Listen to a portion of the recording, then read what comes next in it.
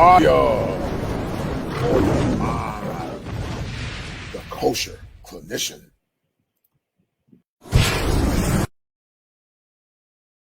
Toxic women love emotional men, meaning men who cannot get control of their emotion. And so you look at your women on Instagram and some of these women that are saying, I want a scammer or a drug dealer, hell with the 9-to-5er.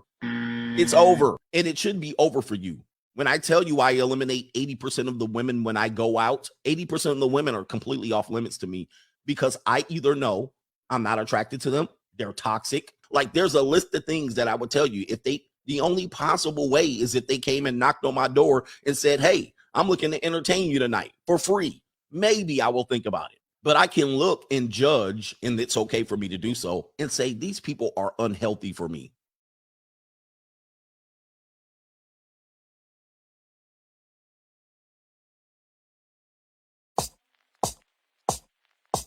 Remember those days, those L's, I couldn't sleep right now. I get paid, vacay, I'm staying B-side. Breaking the blues over steak, I gotta eat right. You could be my peace sign. I don't need that energy around me.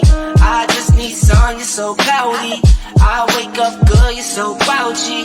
Please get from around me. When the truth don't work, you start telling lies. Thought you were down to ride, you weren't down to ride. Caught switching, you were picking sides. Don't blink, caught slipping like a slip and slide. I was shooting dice till I got a nosebleed. Money on the floor, can't get cold feet. Took a L, should've put it in the offering. Lord, forgive me for my sins, don't know of me. Scary thoughts, I got scary thoughts. Lost control, now I'm taking charge. Breaking bills, friends breaking off. You could be the youngest, I'm the dawn. Kiss the ring now. In the scene like GOT. Stay awake, don't sleep. Like Jon Snow, get R.I.P. Remember those days, those L's, I couldn't sleep right now. I get paid, vacay, I'm staying B-side. Breaking the blues over steak, I gotta eat right. You could be my peace sign. I don't need that energy around me. I just need sun, you're so cloudy. I wake up good, you're so grouchy. Please get from around me. Just me, myself, and I'm my favorite threesome. The cars I drive by, I never lease them. They say if you can't beat them, then you join them. That's no option, I don't join, I always beat them. I was fake, it had to find me. Now I'm on beat, skating like I'm grinding. L hit me, said it's all about the timing. If you want the vision, get to spinning. My mama told me trust in God, it's never limits. Now I'm on the scoreboard, running up the digits. I put in work, you know I'm up to get it. Early bird gets the worm and the Yankee fitted. Like whoa, bags under my eyes and you know. Won't complain, I'm tired, I'm on go. For that grip, 10 toes till they swole. For that grip, 10 toes till they swole. Remember those days, those L's, I couldn't sleep right now. I get paid, vacay, I'm staying B-side. Breaking the blues over steak, I gotta eat right. You could be my peace sign. I don't need that energy around me.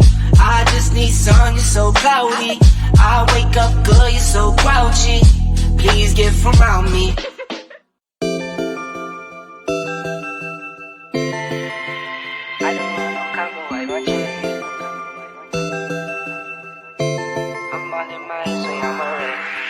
I was starving, now I'm eating till my belly full. From up north, we get cold, you need a heavy coat. Scared to end up on the shirt before it's centerfold. Devil on my back, target on me, deadly too. Play the keys, don't tweet. It's my peace, don't speak. 24, no sleep. This is real, no tweet. My bros for life, can't break this link. Family on my side, baby stay around me. I don't want no combo, I want checks. I don't want the second, I want this. I'm all in my ass way, I'm a wreck. I've been moving like a hot mess. I don't want no combo, I want checks. I don't want the second, I want this.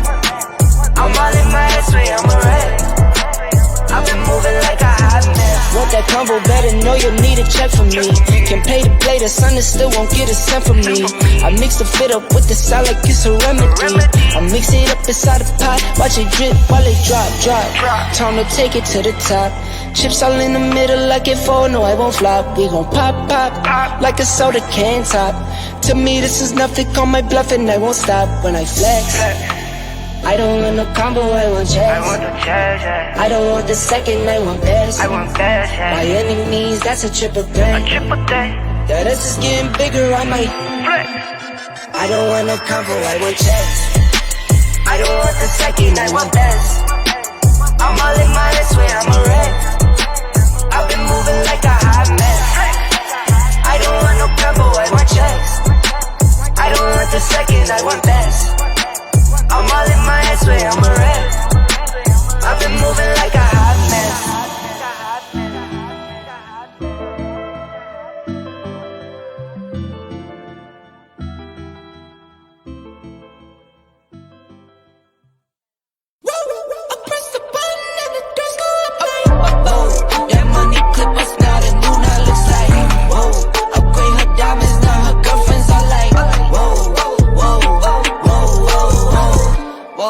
I hit record a drop, you can't ignore it. I'm transforming now these cars and planes, I'm always boarding. Just out touring down in Charlotte like I play for Hornets. When I'm performing, never boring, now you can't afford it. Champagne Perrier, finished friends on my face. Looking like I'm from the deep, these no Cartiers. Pockets deep, deep, deep, bro. I can make it in my seat, bro. Do you, I'm doing me, bro. Making noise, use a beat, bro. Whoa. I press the button and the doors go off like that money clip us now the new now looks like upgrade her diamonds now her girlfriends are like neighborhood on the scene, neighborhood on the strip, neighborhood be the name, neighborhood no crib, neighborhood that's me, neighborhood that's Nick, neighborhood do the dance, neighborhood do the deal. Okay, thought I'd never make it like no way, I'm the real deal, no role play. My days off, that's no days. No, I hustle hard, young rose. E be the shooter, that's cold case. Those on the deals, that's brose. Got no pay, yo, no say. Okay, this the news, tell them read it. Been the one since the fetus. Don't sleep on me, Tempur-Pedic. That's a no, no, no. Spending dope for no reason. Got a ball head, Mr. Cleaner. Heard the big bags overseas, then we gon' go, go, go. Whoa, I press the button and the doors go off like that money clip us now, the new now looks like upgrade her diamonds now her girlfriends are like I press the button and the doors go off like that money clip us now, the new now looks like upgrade her diamonds now her girlfriends are like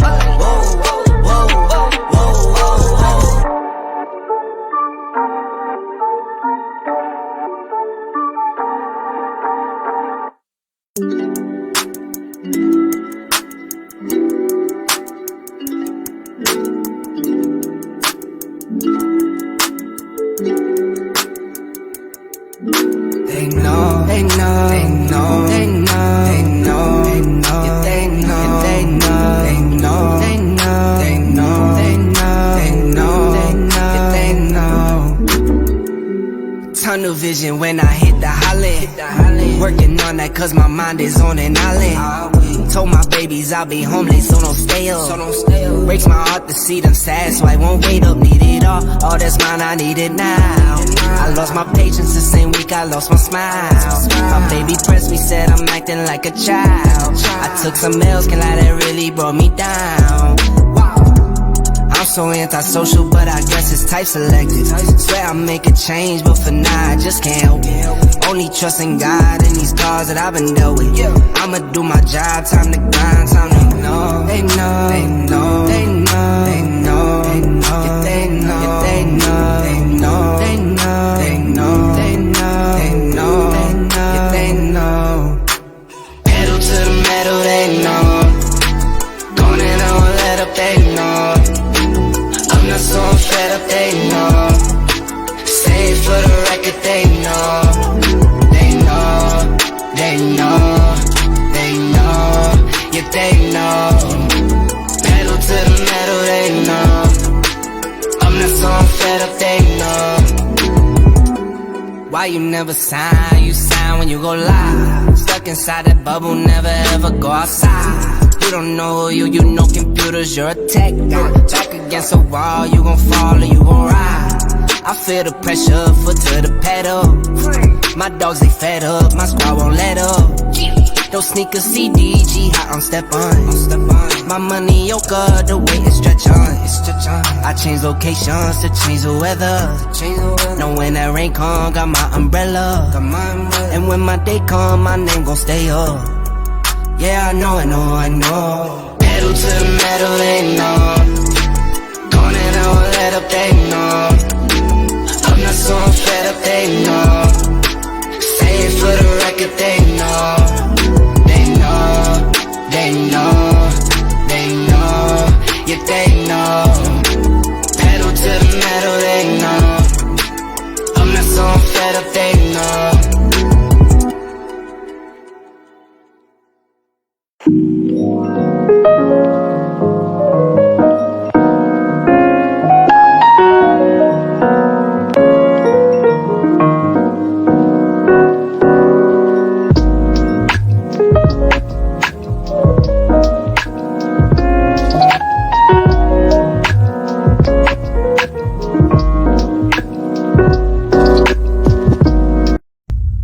It's a hard thing to admit, but it's understandable why they would choose to go their own way. And that's what's scary, is there's actually a rational reason why they would do that.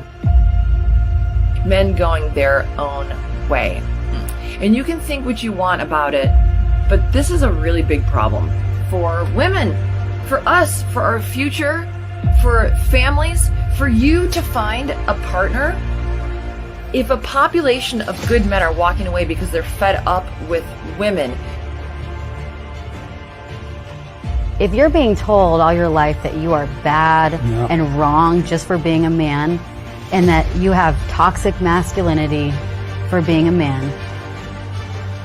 and that, women, there's this famous expression that, a woman needs a man just like a fish needs a bicycle. And that men are basically useless, and that men are terrible, and that, women are superior. Our society is very callous towards men. The only message most men hear in the world is that they're a bumbling buffoon. The TV shows are full of idiot men. Commercials show men as buffoons. The society is against them. All they hear about is what idiots men are. It's the mass of women that are taking over the culture and representing women. They're loud, they're mean, they say they want equality. Why are they not protesting in the streets for the changing the laws for alimony or child support or child custody? Because they don't want equality, they want superiority. The male gender has more of a slave state, and it's because men are now subjugated to the law and to women, and nobody really believes it except the men who go through, say, the court. But most men think that they're exempt from that until they end up in a bad situation. So for a lot of the men, and a lot of them have gotten screwed over in terrible relationships and divorces, and gotten their kids taken away from them. So it's an understandable response. In the United States of America, as a man, you can't speak up. I think most women tend to be I'm stereotyping, but they tend to be more collectivist. They tend to sort of be more in that socialist mindset. So I don't know that you're going to see a huge change. I think the change will have to come from men. The lives of women will not change until the men get the opportunity to also examine and define and change their lives.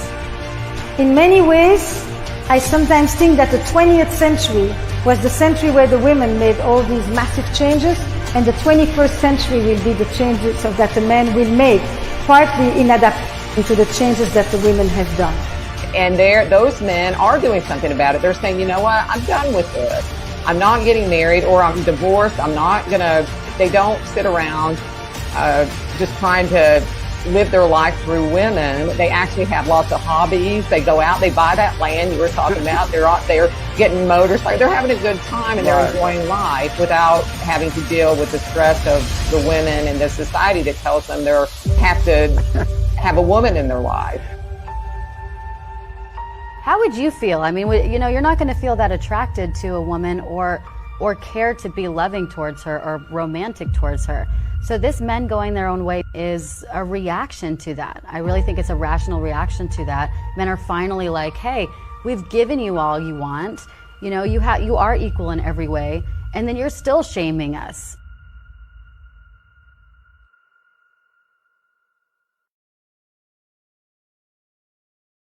All right, guys, we're going to chop it up in a minute. It's going to be a great stream on tonight. As we talk about the dichotomy associated with the free agent lifestyle, is it pragmatism or is it fatalism? Some would say that the free agent lifestyle is fatalism. Those that have never been married, those that don't know the nuances of the modern woman, and those that believe in the fairy tale and the magic of love.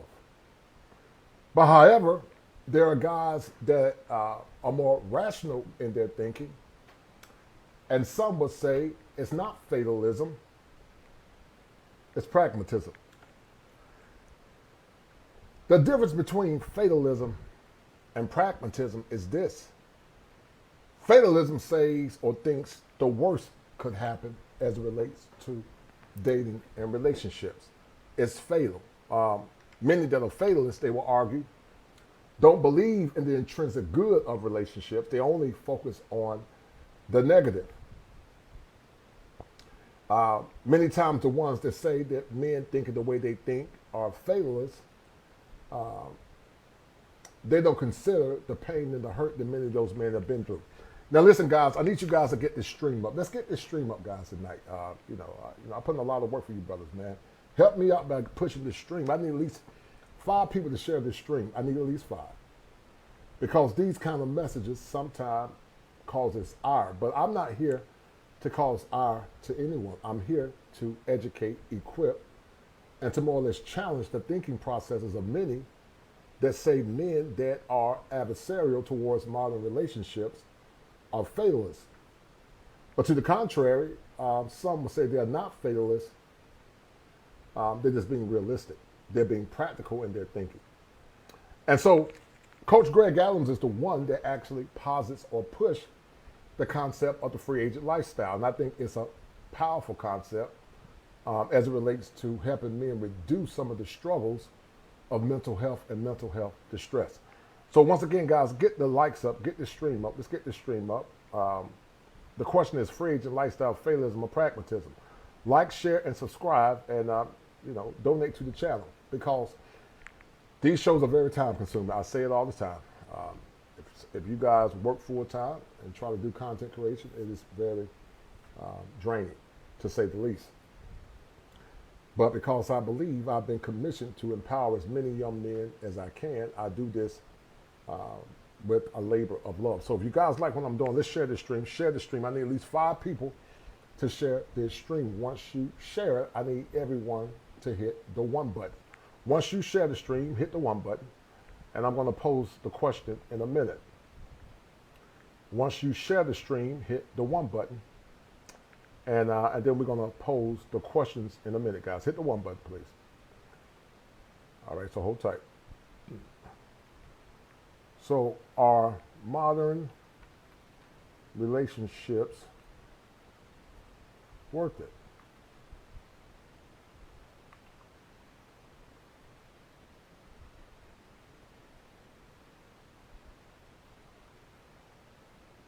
And we're going to have a conversation. This is going to be an open line at some point. But in the meantime, we're just trying to have a discussion. We're trying to get the foundation, guys. So share this content. Get this likes up. Get the likes up. And shout out to my man, Doberman. I appreciate it, Doberman. Thank you, brother. Hold tight.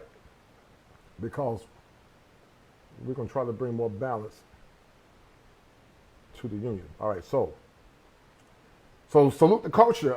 Thank you for putting together this great content for male empowerment during the dire times of human history. Yes, sir. I appreciate it, brother. There are very dire times. And many times, conversations like this get hidden in obscurity. And so when you guys share the content, you help me talk about the meta madness that a lot of men are dealing with. A lot of men are dealing with meta madness. a lot of men are dealing with meta madness, and meta madness come back from the concept: what are they thinking about? What were they thinking about? What are and what were they thinking about as it relates to relationships? The word metacognition basically means to think about what you're thinking about. You're constantly thinking about it over and over again. But some would say that a man would be a fool to get married in modern times because it does not benefit a man holistically. Many will argue that modern women lack the wherewithal to understand the intricacies of how men think and what men want. And because of that, then many are saying that there is no benefit for men to go for or move forward as it relates to relationships, as it relates to time. We saw it recently with Amber Heard. We saw it with the Johnny Depp debacle. We saw it with the death of Kevin Samuels. We've seen it with men in different stratas. And this is not an issue, guys, that is impacting black men alone. It's impacting all men. And so when I do these shows, I try to look at it within the lens of how current and modern trends are impacting the mental health and the mental well-being of modern men. That's how I try to look at it. Because some will argue that Coach Greg Adams, shout out to that brother, is a fatalist. They will say, oh, you know, you don't believe in marriage because you hurt who hurt you. But I think Coach Greg Adams is not a fatalist. I think he's a pragmatist. Now, is it safe to say that Coach Greg perhaps have been hurt in the past? Sure. And because he's been hurt, you know, like anything, if you touch a stove, you're going to take your hand off of it because you know it's going to burn. And many men are getting burnt in paternity fraud. Many men are getting burnt in divorce court. Many men are getting burnt in false allegations. And because many men are getting burnt, many men are becoming more pragmatic. And so, you know, it's somewhat baffling that people would try to shame men into a situation or a condition when they're not marching with men to change the laws. You can't ask a man to put his life on the line and to deal with the negative effects of the current court system and ask him to think rationally and logically and still say, get married. Some will say, oh, you just hurt. And perhaps that might be true. But the question remains, is it fatalism or pragmatism as it relates to dating in modern times, in modern relationships? And we're going to drop the link at some point, guys. But in the meantime, let's get this stream up, guys. I need your help. Let's get this stream up. To the 20 that are watching, share this content. I asked earlier to the people that have shared. I told you guys to hit 1. If you shared the content, hit 1, please. Please hit 1 if you guys have shared the content. I need at least 5. If you guys will consistently do that, I won't have to slow down the stream and ask you guys to do it. Bringing forth kosher male content is very difficult because many times you're fighting upstream. And so if you believe in what I'm doing, I need you guys to join me in unison and join me in alliance to push the mission from a male mental health perspective. As you guys know and understand that many men are at the crossroads when they're victims of divorce, when they're victims of paternity fraud, and when they're victims of any other thing that's nefarious, are more at risk for suicide, depression, anxiety, violence, and sexual impulsivity. And so I bring these conversations because it's my desire to show and more or less put men in a predicament where they can have freedom. Freedom, that's what men strive for in these modern times, is freedom. Dr. William Glasser was a contemporary of talking about the power and the importance of freedom.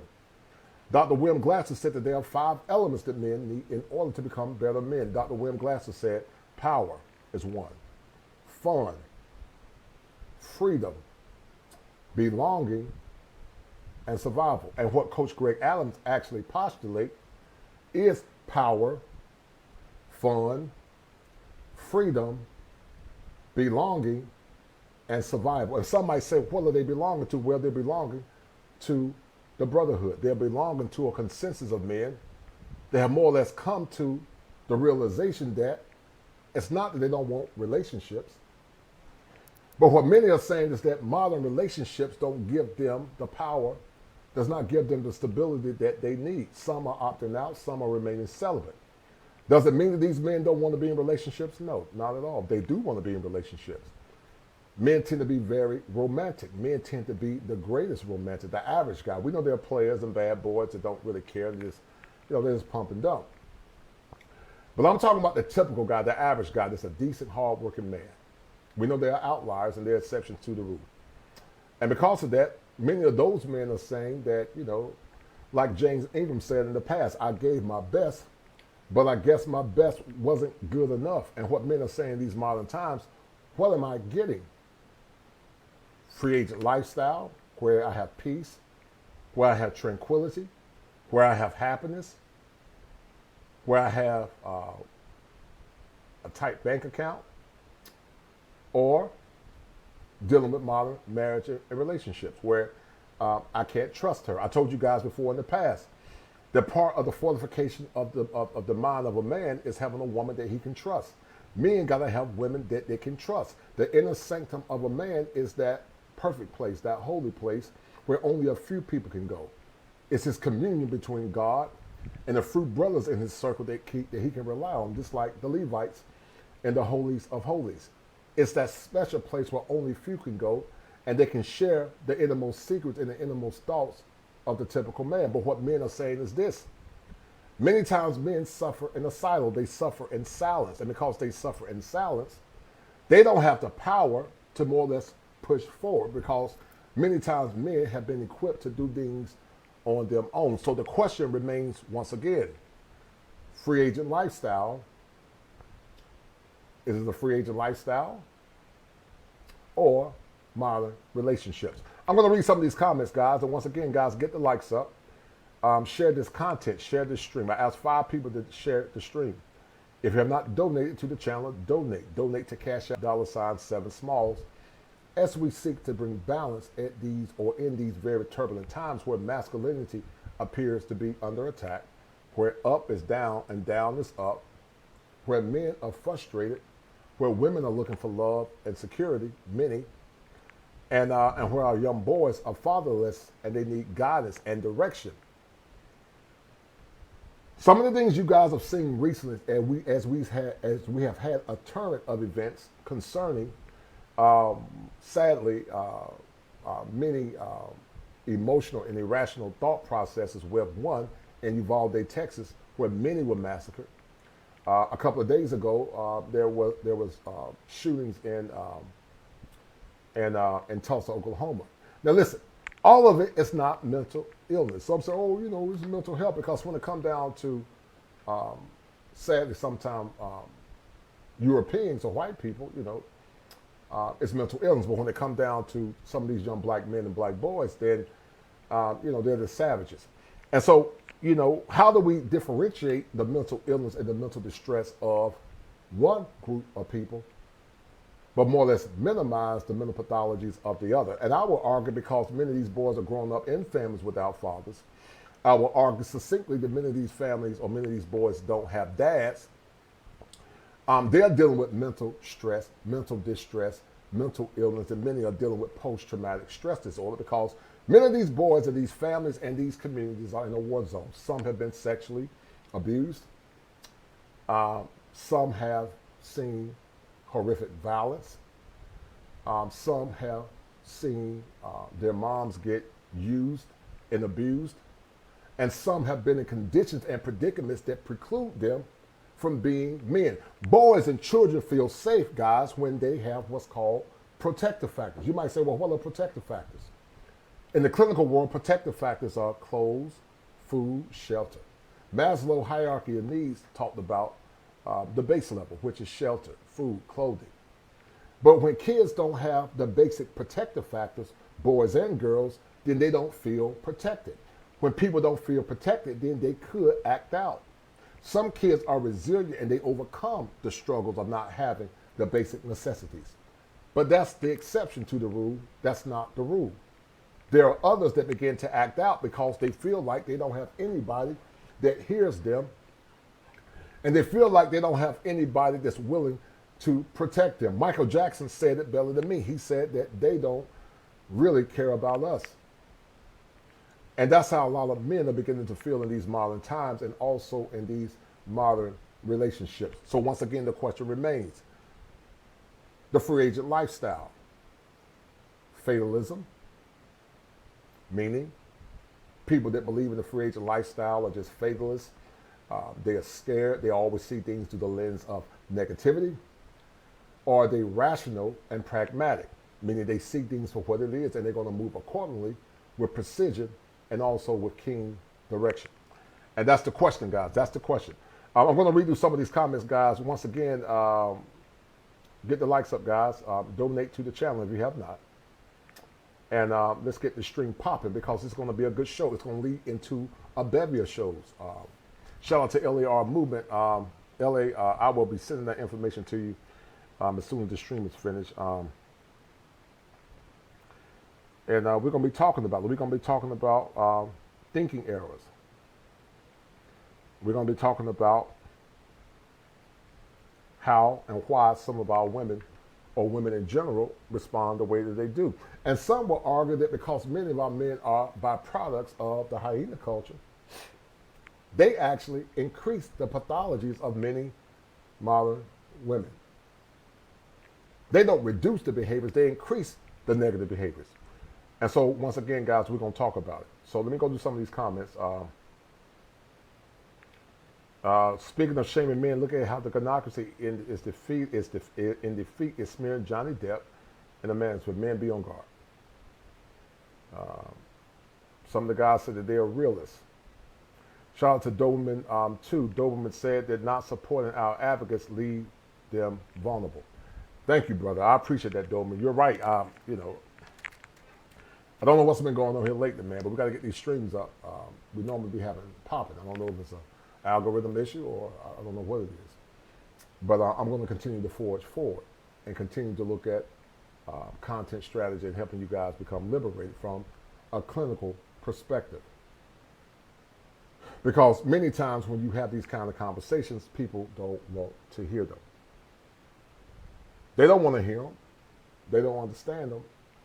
And they don't care about what you're struggling with. They want you to shut up and just deal with it. So once again, guys, support the stream and share the content as we move forward. All right, so hold tight. Hold tight, guys. Hold tight, hold tight, hold tight, hold tight. Top Gun said on them Celtics. You funny, dog. Shout out for that $5 super stickers. You may proceed. Shout out to Top Gun and them Celtics. But guys, listen, we're gonna I'm gonna share something. Hold tight, guys. I'm gonna do a video file. Let me go to my archives, and we're gonna look at it, and then I'm gonna drop the link at some point. And we're gonna talk about, are you a free agent? If you are a free agent, why are you a free agent? I want you to tell your story and tell your story succinctly. We can do it in a group because in group therapy, there's something called a universality of brotherhood. In group therapy, we have what's called sharing experiences. So I'm gonna pull up this first, and we're gonna talk about it. Hold tight. Hold tight, hold tight, hold tight, hold tight, guys. Hold on. All right, so the modern woman or modern relationships. Coach Greg Adams is an advocate of male empowerment. Once again, guys, needs drive behaviors. How many men in the chat really want to be married, but they feel like modern women are not worth it, or they feel that modern women are not worth the time because they lack the self-direction, the self-awareness and direction? If you believe in that, hit 1. If you believe that, hit 1.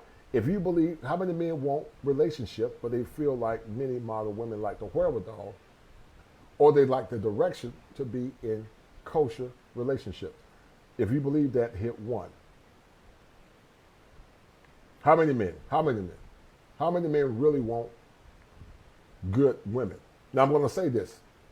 To the men that want good women, you have to be willing to be a leader. Some of you guys don't know how to be leaders because you've never seen true leadership and you've always seen your masculinity compromised. True masculinity is about standing firm on your convictions. But once again, The modern relationships. Top Gun said 1. All right. Modern relationships. Some will argue that they are selfish. Many will argue that they are selfish. What does that mean? It basically means that they focus mostly on their needs, and they tend to obscure or obfuscate the needs of the man. Many will say that many modern relationships lack vision. The vision of many only posits on the things that they want in the immediate. But they don't look at how their behaviors impact their men.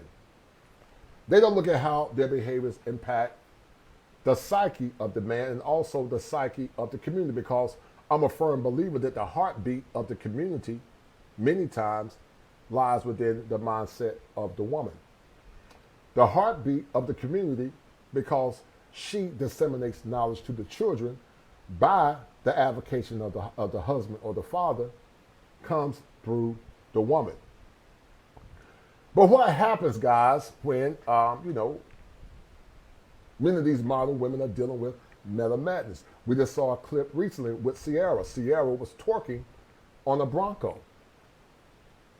What kind of woman that got kids, and she says she's married to a Christian man, is twerking on a Bronco, inciting lust in a man? And so someone say, oh, you shouldn't judge her. Well, no, that's foolish. We all judge. Everybody should judge, because guess what? The world is judging you. Many men have been objectified based on how much money they make. That's a form of judging. It's not a judgment of condemnation, but it is a judgment of value clarification.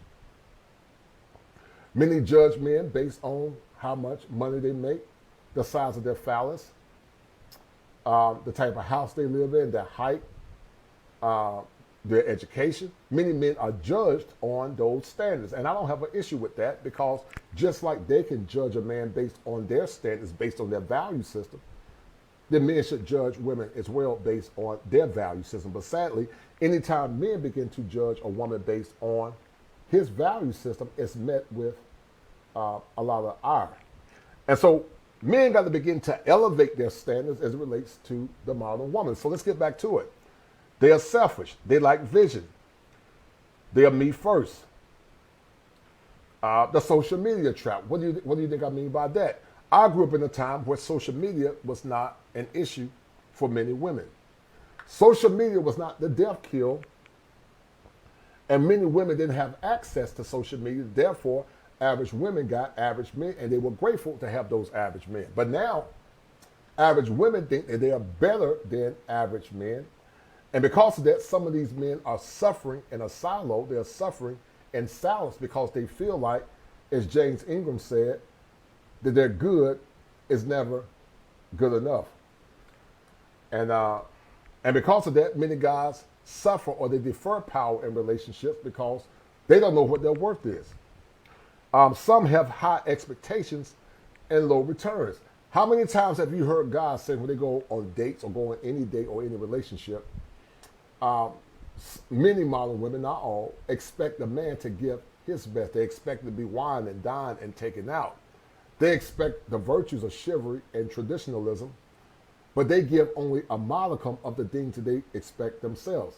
And because of that, many guys are saying, why am I giving my best to a woman that's not giving her best back to me? And so it's becoming a consensus circle where men are beginning to come together. We're beginning to share ideas. We're taking notes. And I just had a conversation with some brothers yesterday. And they were older gentlemen. One was 45, one was in his 60s. And they're all saying the same thing. There's an old saying that says, where there's smoke, there's fire. So when you have a consensus of men beginning to say the same thing over and over and over again about the behaviors of some of these modern women, then we must ask ourselves the question, how are we going to respond in addressing those deficits? Because see, watch this. To many black people, therapy is not seen as an option that can change, shout out to Mr. Palmer, the law in their mind. Many don't see therapy as a means to change the law in their mind. Many therapists don't address the struggles of many men or the struggles that they are dealing with. So I've taken it upon myself to actually do it. I've taken it upon myself. I'm the actual King Smith. The content is great, but audio needs work. New sub. I drop super chats when not driving. Upgrade the mic. Well, I appreciate it, brother. Thank you. I don't know what it is with the. Well, as long as you guys can hear me, I don't know what's going on. But I appreciate it, brother. Thank you, sir. Maybe I didn't speak more into it, but when you're 6'5", everything is awful. But I appreciate it, sir. Thank you. Thank you, the actual King Smith. But back to the conversation. High expectations, but low returns. Hold on. I forgot what that is. It's never enough. As I said earlier, James Ingram once said, I gave my best, but I guess my best was never good enough. And a lot of guys are frustrated. A lot of guys are frustrated because their best is never good enough. Some are carnal hypergamous. You might say, what do you mean by that? All women are hypergamous by nature. Monogamous, meaning I want to be with one person. Polygamous, meaning I want to be with many people. But hypergamous or hypergamous means I'm going to be exploitative. I'm going to do a show, guys, at some point talking about carnal hypergamy versus kosher hypergamy. Kosher hypergamy is fit and proper. That's how most women were of the past, meaning I want provision, I want a protection, I want a man to take care of me. Women at their hard drive want security, protection, and maintenance. But carnal hypergamy is worse, guys. You might say, why? I'm going to tell you why. Because it's exploitative. It seeks to get the man and to drain him. And because of that, it's led men to have a mindset based on what's called the free agent lifestyle that's postulated by Coach Greg Adams. And Coach Greg Adams was a victim of being married and being screwed in the divorce system. And so when you go through a circle, guys, of being divorced, when you go through divorce courts, when you go through the pain of divorce, it does something to a man. The people that have not went through it, when you work hard and she just say all of a sudden, I'm not in love anymore, I'm not happy, she divorced you for whatever reason, then that's a problem. So a lot of guys are beginning to say, what are the benefits when I'm not getting anything else in return? The next one is lack of bonding with a man. Some will argue that the typical modern woman has had so much fun that she has a hard time bonding with a man, that her receptors are burnt out because she's had a lot of fun. She has a lot of fun. And you guys know what I'm talking about. She's had a lot of fun. Because she's had a lot of fun, then, how can she bond with you when she's had a lot of fun? She's been very promiscuous. And so men are saying, what am I getting? What am I getting in return in these modern times when many of the women have had a lot of fun? They will shame you because of your phallus, because they've been ran through by Raekwon and Madman. And many times you feel inadequate, not because of what you've done, but they will phallus shame you, and they will height shame you, and they will tell you that monetarily your good is not good enough. And so when that happens, guys, guess what it does? It leads men to having what's called a schema affliction. A schema is a fixation that permeates in your psyche over and over and over again. And that fixation is due to pain or fear. What is the pain? I'm not good enough. What is the fear? She's going to leave me. So what you guys do, you begin to ruminate based on the abandonment that you had when you were a child. You saw your dad leave you, so therefore you felt abandoned. Your mom never hugged you and said, baby, I love you. She never gave you a kiss. She never spoke life into you because she was busily struggling based on her choices of these sorry, dusty men. You were standing at the window, looking out the window, expecting daddy to come back. But for some reason, she blamed it all on your dad. But you found out it really wasn't your dad. You found out it was really her. She pushed dad away.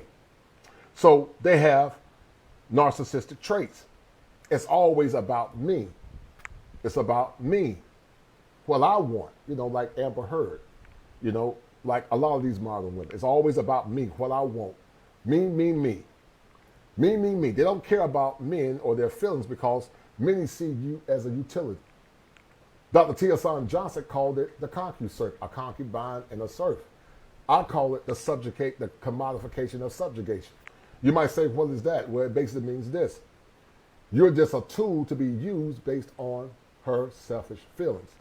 It's a hard thing, guys, or it's a sad thing, or it's a great thing when you find a woman that really loves you and she's willing to be your ride or die. When you find a woman that's willing to hold you down after you lose your job.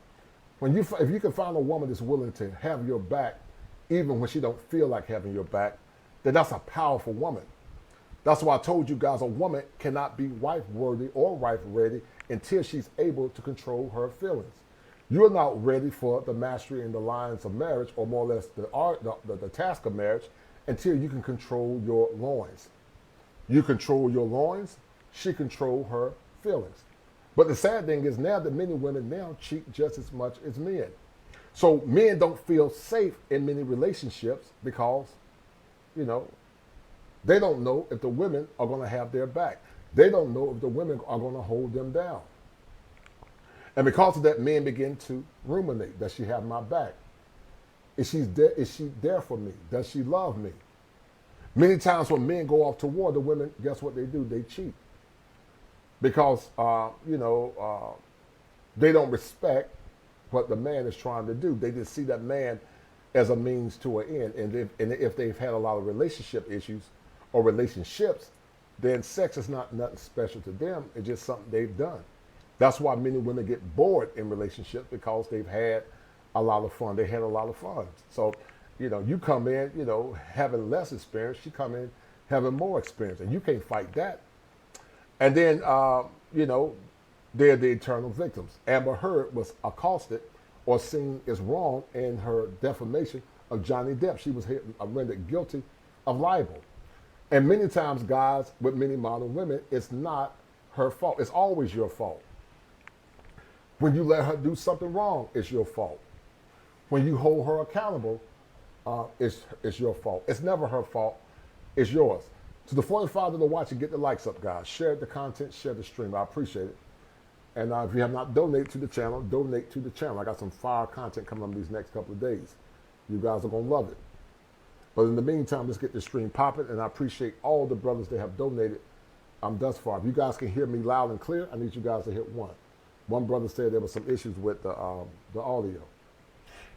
But if you guys can hear me, please hit 1.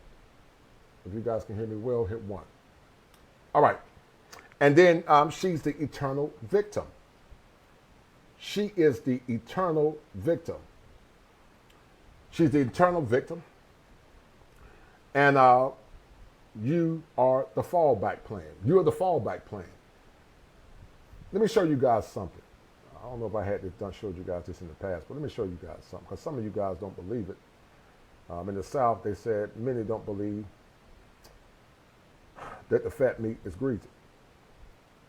I don't know if I deleted it or not. But hold on, guys. Hold on. Let me see if I can find it.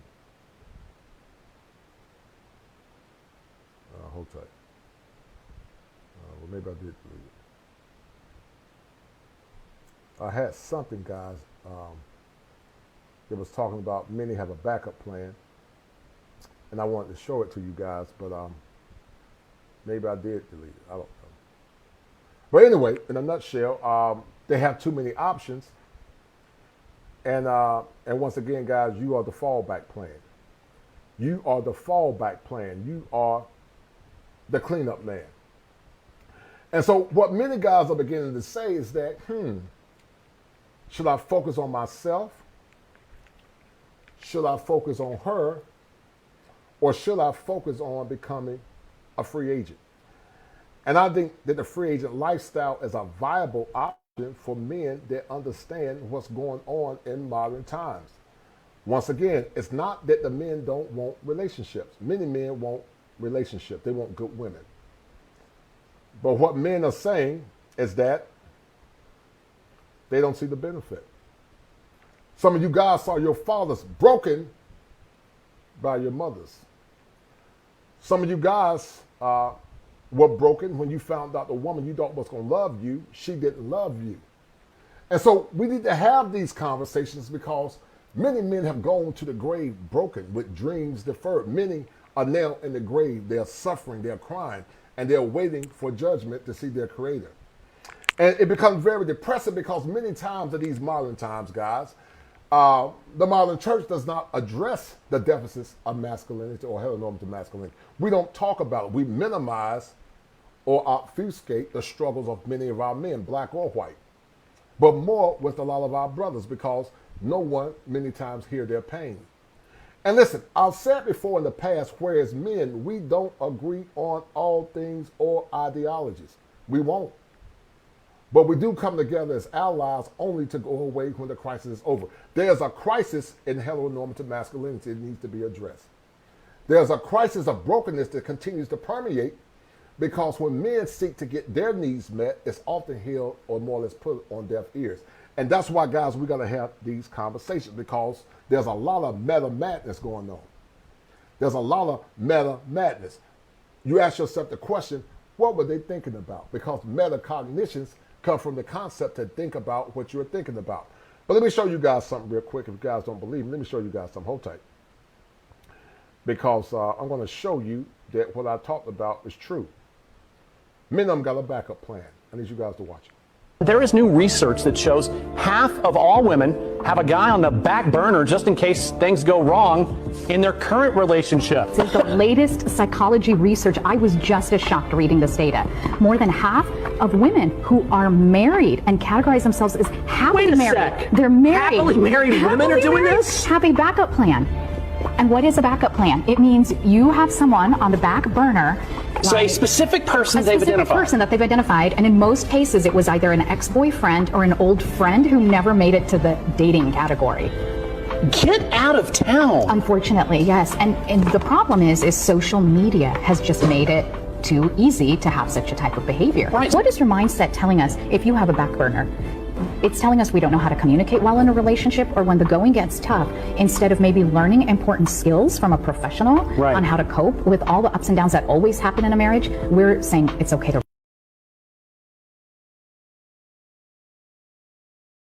Esteemed gentlemen, and you guys saw it for yourself. That's why you have to change the laws in your mind. Shout out to Mr. Palmer. But also, guys, you have to more or less eradicate the mentally transmitted diseases that have been imposed upon you by many liberal talking points, but also do negative socialization, but also negative conditioning. Meta madness, once again, guys, is a process of when people are asking you the question, what were they thinking about? What was Russell Wilson thinking about when he married Sierra? What was Ricky Williams thinking about when he took his wife's last name? What was Jeff Bezos thinking about when he had to give over half of everything he got, or not half, or a large percentage? That's why guys are choosing the free agent lifestyle, because it's a byproduct of the conditions that they're going through. And once again, men that say, oh, you know, he don't like marriage, he don't believe in marriage. I've been married for 26 years. But if I was a single man in this dating market now, nah, it'll take a special woman to get a ring from me. It would take a special woman to get a ring from me. I would not give my best to the typical modern woman because they have not been trained to be traditional. I'm a traditional man. My mom and dad are still married. I've been married for 26 years. I got it from the old school. I'm from the South. I'm from the country. But if I was a single man in these modern times, no, I would not probably be married to the typical modern woman. She would have to be an exceptional woman to get a ring from my finger. And knowing me and my style and what I want and expect, I'm good. Because I'm not going to be in a relationship fighting with a woman. I'm not going to be in a relationship, arguing over goofy stuff based on what she's been indoctrinated to believe. Can't do it. So once again, guys, you guys are beginning to see why guys are beginning to say, you know what, enough is enough. A lot of guys are beginning to say enough is enough. Boss Don Data say they don't have options, they have potential sex partners, right? That the more that they utilize, more it pushes them further away from suitable men who are willing to marry them. Excellent point. Gregory Scotland said, kosher, take a look at the modern hyena. They will even devour one another like Vivica Fox attacking Jada Pickett. Things like that can make a man skeptical, right? The spirit of the hyena. They always eat one another. They have the spirit, guys, of the hyena. They attack one another. And if you don't tap dance, they will attack you. And that's why guys are being skeptical. Men have to protect their ego. The thing that makes a man feel powerful and feel loved is his ego. The masculine ego is predicated on principle. It's not predicated on feelings. The feminine is predicated on feelings. The masculine is predicated on principle. When men feel protected, they become better men. But when men don't feel protected, they cannot give that woman the best that she wants. Shout out to my man XL Pro. XL Pro is an excellent advocate. He always supporting the men in the brotherhood for that $5 super sticker. Thank you, XL Pro. And if you guys have not donated, donate to the channel. I'm going to drop the link at some point, guys. And we're going to have a powerful conversation. We're going to have a roundtable discussion. Because this show is a byproduct of collaboration, but also it's a byproduct of men coming together. Why are you beginning to embrace the free agent lifestyle? I want you to tell me about some of your stories. I want you to tell me about some of your pain. I want you to tell me about why you are anti-modern dating and anti-relationship. So hold tight. So the next one, hold tight.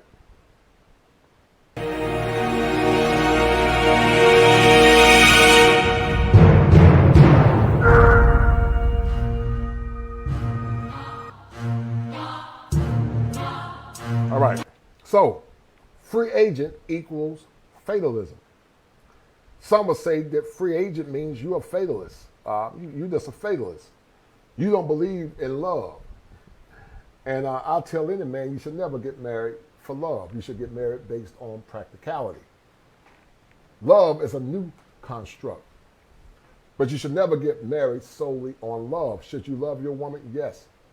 But you should not be seduced by a fleeting feeling. Like some people say, oh, I just want to be happy. Happiness is not, how can I say it? Happiness is not fluid, it's static. You choose to be happy or you can choose to be miserable. Viktor Frankl talked about something called logotherapy. And Viktor Frankl was similar to the great teacher, the Apostle Paul. He said, whatever state I'm in, I will learn to be content. And that's what you have to do. You have to learn to be content. You're not destined to happiness. You got to work for your happiness. But some think that they're just destined for happiness. Well, I just got to be happy all the time. No, you're not going to be happy. Because marriage is ups and downs. Sometimes you feel like being married. Sometimes you feel like walking out. And so you got a lot of women coming to relationships ill-equipped to deal with the struggles of marriage. You got a lot of men coming to relationships ill-equipped because too many defer their power instead of demanding power. So free agent equals fatalism. That's the assumption or the presumption. Shout out to my man, Dr. Ronald Neal. We had a good discussion. At some point, I'm going to play that show again. But Dr. Neal pondered the question, and he said that there should be a healthy level of skepticism. And I think all men are healthy in their skepticism. But his logic was that he felt that people that embrace, or Coach Greg, see things more in a negative lens. But I think because Coach Greg has been married like myself, you just see things for what it is. And you're not going to take that risk because some are saying it's not a benefit. Married men are more at risk are more prone for divorce and more prone to suicide. When a man loses half of everything he got, when a man is caught up in a condition or a predicament where he could lose his children, that destroys the psyche of a man. The masculine, once again, is predicated on principle. But when men are severely emasculated in courts, when men are severely emasculated with children that they thought were theirs, but they were not theirs, they go through what's called a psychic break. They snap. And they become broken because men need protection too. A man feels protected when he got a woman that has his back. Divorce rates are around 45%, and 70 to 90% of divorces are initiated by women. Paternity fraud. Some of you men right now got babies that are not yours. You say, oh, that's my baby. No, that ain't your baby. That's Raekwon baby. That's Chad baby. That's Day Day baby. That's Man Man baby. You thought that was your baby, but it's not your baby. And while you think it's your baby, they busy playing music. Oh, yeah, put chain on them. Balls on my mom. They be broken balls. Kill some of my mom. Bro, they back. That's on my mom. Yeah, it's on their mama. You think it's your baby, but they say, oh, my mama, it ain't your baby. That baby belonged to me, Raekwon, Day Day, and Man Man. And so you run around thinking that's your baby, but it's not your baby. And so when men find out that the woman that they more or less got in the relationship with and said, I will protect her and love her, and he found out that baby's not his, then that man began to snap. He goes through a mental health crisis. And many times, you know, if you listen to some women, and the women mean well because men and women don't think the same, she says, oh, it's okay, just get over it. She's telling you to do things based on feelings. But principles say, I was betrayed, and justice needs to be done. The child support court, Mr. Palmer talks about that a lot. He talks about the child support court. He talks about how the system has been used, or more or less utilized, to depower men. And, you know, the child support court really is genderless, but many times it's been used to depower men. And because of that, men have become frustrated. Men are frustrated because of the paternity court system. They're saying that, you know, they don't give me a fair reasoning. They don't give me a fair opportunity. Shout out to my man, Douglas Summerfield, for that $10 super sticker. Thank you, Douglas. And that's a deal, right? I appreciate it, brother. Thank you, Douglas Summerfield, for that $10 super check. Thank you, sir. I'm forever grateful for that. But we're going to get back to the topic in a minute.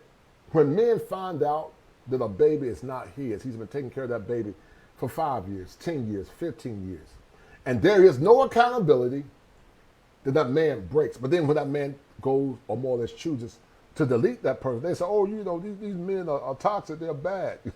But you didn't consider the pain and the struggle that man was going to have to go through.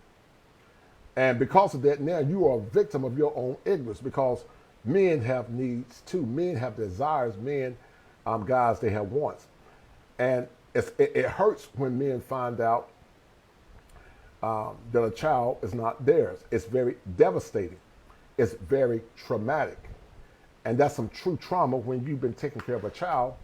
But when you find out that the woman you don't love you gave her goods to another man, but not only did you get suckered into taking care of that baby, he entered that woman, the woman you thought was your woman. And that destroys a man. And some men never recover from it. And so that's why men are saying, you know, well, what is the benefit for me getting married in these modern times? What is the benefit? Many have not been conditioned to see power. Many have never seen true masculinity. And many don't see the importance of honor and respecting a man. And so guys are saying, you know what? What's the benefit? What's the benefit in dealing with the typical modern woman? Typical don't mean all, it just means typical. We know that there are some decent sisters that are good women. They have not been discovered yet. Once again, there are some good women that have not been discovered yet. But that's the issue, guys. That's the issue. All right, so hold tight. I'm trying to operate like 5 things at one time. All right. So the child support court, liberal dogmas reduces rational male thought. Rollo Tomasi wrote a book called The Rational Male. He talked about men being rational in how they move in these modern times. And then modern women have consciously or unconsciously suppressed masculinity. If you feel that masculinity has been consciously or unconsciously suppressed, I need all the brethren to hit 1. Hit 1 if you feel that masculinity has been suppressed. Hit 1 if you feel that masculinity have been suppressed. Because many will argue that it have been suppressed. Many will argue that masculinity is under attack. You just saw what Dr. Helen Smith said. Dr. Helen Smith said it better than me. You guys saw it. Dr. Helen Smith just talked about it. So if you believe that masculinity has been suppressed, I need you to hit 1. Thank you. Top Gun said viciously. All right, guys, hold tight.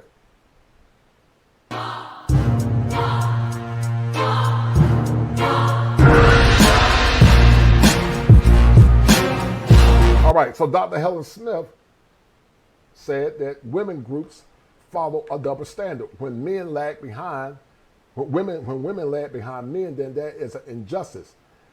But that must be an injustice that must be aggressively targeted. But when men are lagging behind women, That is a triumph of equality to be celebrated.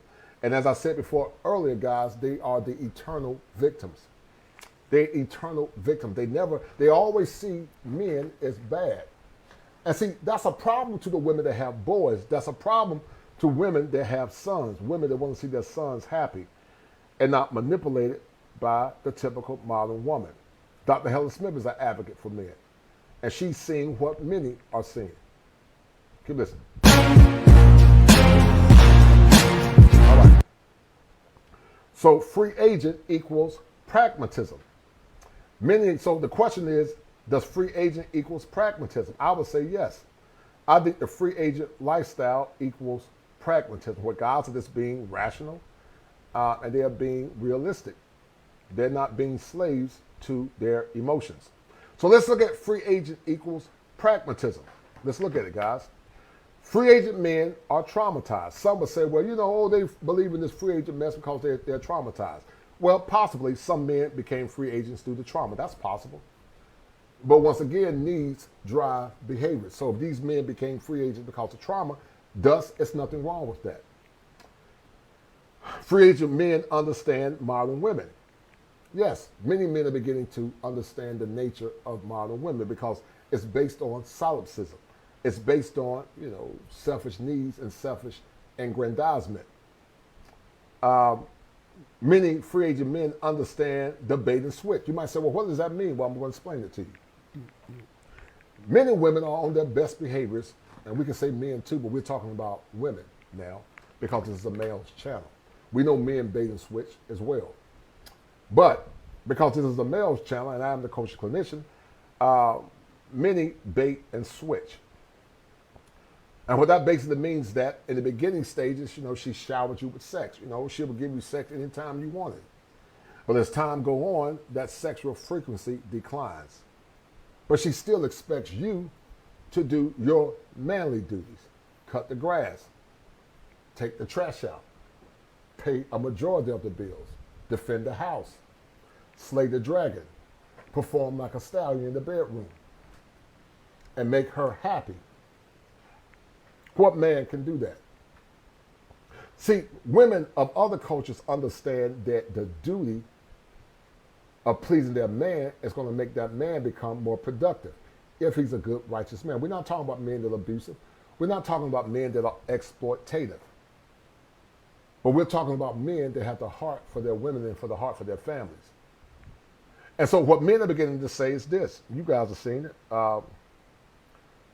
The free agent lifestyle postulated by Coach Greg Adams helps men understand modern women. Free agent men understand, once again, the bait and switch. Once again, the sex drops off once they get married. She lets herself go. She worked out. She did everything in her power to keep herself looking good before you got there, but then she's let herself go. She's become very slovenly. She cut her hair off. She doesn't keep herself looking good for you. She thinks, I got you now. And so guys are saying, you know what, I'm not going to be in a relationship, damn it, when things slack off. Many men are in sexless marriages. You'll be surprised the amount of men that are in sexless marriage. I was talking to a brother the other day, and he was saying he began to understand or know when things begin to change. He found out that his wife married him only to find somebody to take care of his daughter. That's why many men said they don't want to marry women with children. I had a goofball come on and say, they shouldn't be talking about single mothers. But we're not saying all, but a large majority of single mothers just see you as a means to an end. They want you to take care of Raekwon and Day kids. We're not saying all of them, but a large percentage of them do. And even the ones that say they don't want you to do it on a subconscious level, they do want you to do it. They want you to contribute to taking care of another man's children. If you want to sign up for that, then fine, go for it. I'm not knocking men to do it. I don't think it's wise for a single man to have no kids. I think you should start your own seed in your own family. But if you want to put yourself in that level of servitude, because you are going to come last, and do it. Most women that have kids don't want a man to discipline their kids. Many times it's going to be her children, her job, her dog, and then you. So basically, you're just a step stool. You're just a dummy, a big dummy, taking care of Raekwon and Day-Day's child. But see, people get mad when men say, I just don't prefer that. I'm not against a woman that have no kids that say I don't want a man with kids. if a woman don't have no kids, I don't think women should get with men. They got a bunch of kids by different women. Now, some will argue because that man got resources a little different and he could take care of his kids and their children. That's a fair argument. But if they're the typical, bad boy, Raekwon, Day, and Madman, just out here spreading their sleeve and slinging their penis like damn fools, then I don't advocate for single women to get with those reckless men because they don't add any value to their life. One time could be a choice or a mistake. But if you keep doing it over and over again, that's a choice. You're choosing to bring babies into this world without guidance, love, and protection.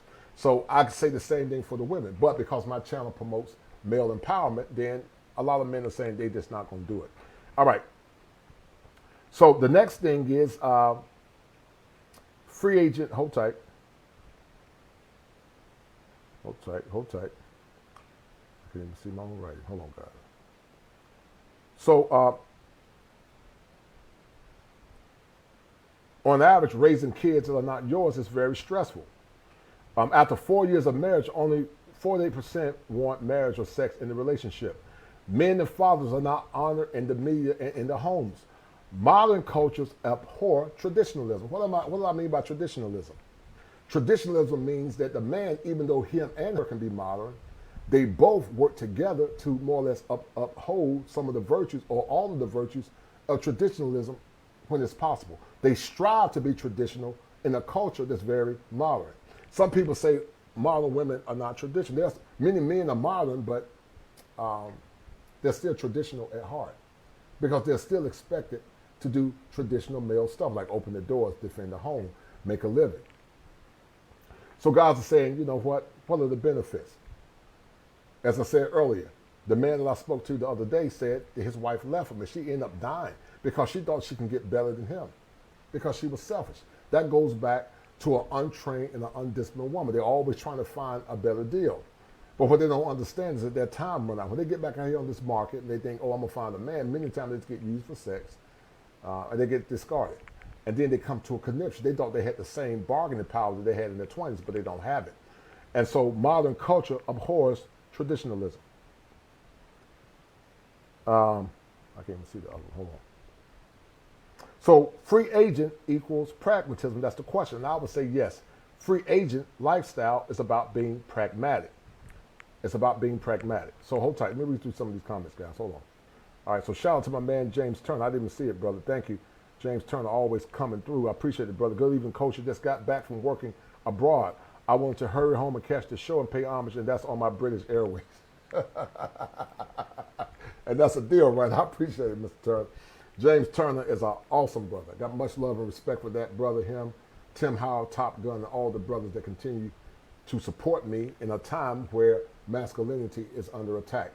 As I told you guys, when you support the stream, when you support me, it helps me and give me the power to push forward because these kind of conversations are not the norm in these modern times. We need to empower our men to love themselves. We need to empower our men to become the best versions of themselves. We can talk about female empowerment, then we can talk about male empowerment, black or white, because this is an issue that's impacting all men, sadly. Thank you, Mr. Turner. I appreciate it. Let me keep reading some of these comments. So once again, guys, these are one of the reasons. That's the question: are men being that's free agent lifestyle equals pragmatism? And I would say yes. It's about men being practical. Men and fathers are not honored in the media and homes. Modern cultures abhor traditionalism. How many men feel like? What percentage of men? What percentage would you say? Do you feel like the world or the media honors men more than 50%? If you feel that the world and the media in the West honors men, I need you guys to hit 1. If you feel like the world and the media honors men, I need you guys to hit 1. If you feel like they don't honor men, then I need you to hit 2. All right, so let's listen to the next one. Hold on. All right, so there are some that might say that the free agent lifestyle does not more or less equivocate or register with them because of their faith.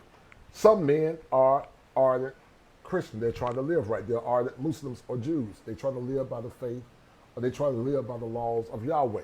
So some will argue the free agent lifestyle means, I'm going to be out here fornicating. And I can respect those men that say that, because they are really free agent, but the only thing they struggle with is the part that, okay, if I'm going to be a free agent, am I going to be out here fornicating? So free agent versus faith. Men that are real about faith may object to the free agent lifestyle because of sexual sin. Men that never had kids, and they see and see faith as their mandate. So there are some men that believe in be fruitful and multiply, even though some will argue that the world is overpopulated. There are some men that never had kids might believe in the tenets of Genesis that to be fruitful and multiply. And so they say, because I've never had kids and I don't want to be out here fornicating, then I want to get married. I can understand that. But then there are guys that say free agent, being a free agent is celibate. They said they can be a free agent, but being a free agent and celibate is very difficult. So basically what this means is that it's hard to be a free agent and be celibate, because men got needs. It's hard. Men are seed spreaders. They got to spread their seed. And so, you know, a man that's healthy, eating clean, he's lifting weights, and every man's sex drive is different, that man got to release his seed. Men feel love when they can release their seed. So because of faith and because of what they believe in, they might say that free agent lifestyle might not benefit me altogether, but they are free agent at heart, many, when they see the conditions of many modern women. So there's a juxtaposition between those. But by and large, the free agent lifestyle is a very powerful concept, because it actually postulates what Dr. William Glasser talked about: power, fun, love, power, fun, freedom, belonging, and survival. And that's what Coach Greg Adams often talks about, is power and freedom. How do you get your power and freedom? One, by changing the law of your mind, seeing things for what it is, instead of living in a silo or living on a more or less nostalgia or the things from the past. It does not mean that men don't want to be in relationships. I think many do. But it is frustrated with the dating options and the behaviors associated with many modern women. All right, so keep listening. Hold tight. Then you get this beta male energy. So this was a stream by Coach Greg Adams, fair use. This is for educational purposes, and it's talking about the modern woman and what Coach Greg calls the Jezebel spirit. Coach Greg is similar to myself. We both grew up in church, but this is fair use. This is fair use. And I will be stopping it intermittently. Shout out to my man, a man supporting men for the $2 super sticker. Thank you, sir. I appreciate it. A man supporting men. Thank you, sir. 2, Dwayne Haynes says 2. Boss Don Data says 2 for the Western world. James Turner said hell to the no. Top Gun said 2. Barry Hamlin said 2. Douglas Summerfield said 2. Eugene Allen said 2. Barry Hamlin said that watch out for the female hijack of Father's Day. You're right. You're right. Many are going to try to hijack Father's Day. And you guys know that. That ain't kosher. And that ain't right. And that ain't right, because modern men and men on purpose don't have time for that. Ain't nobody got time for that.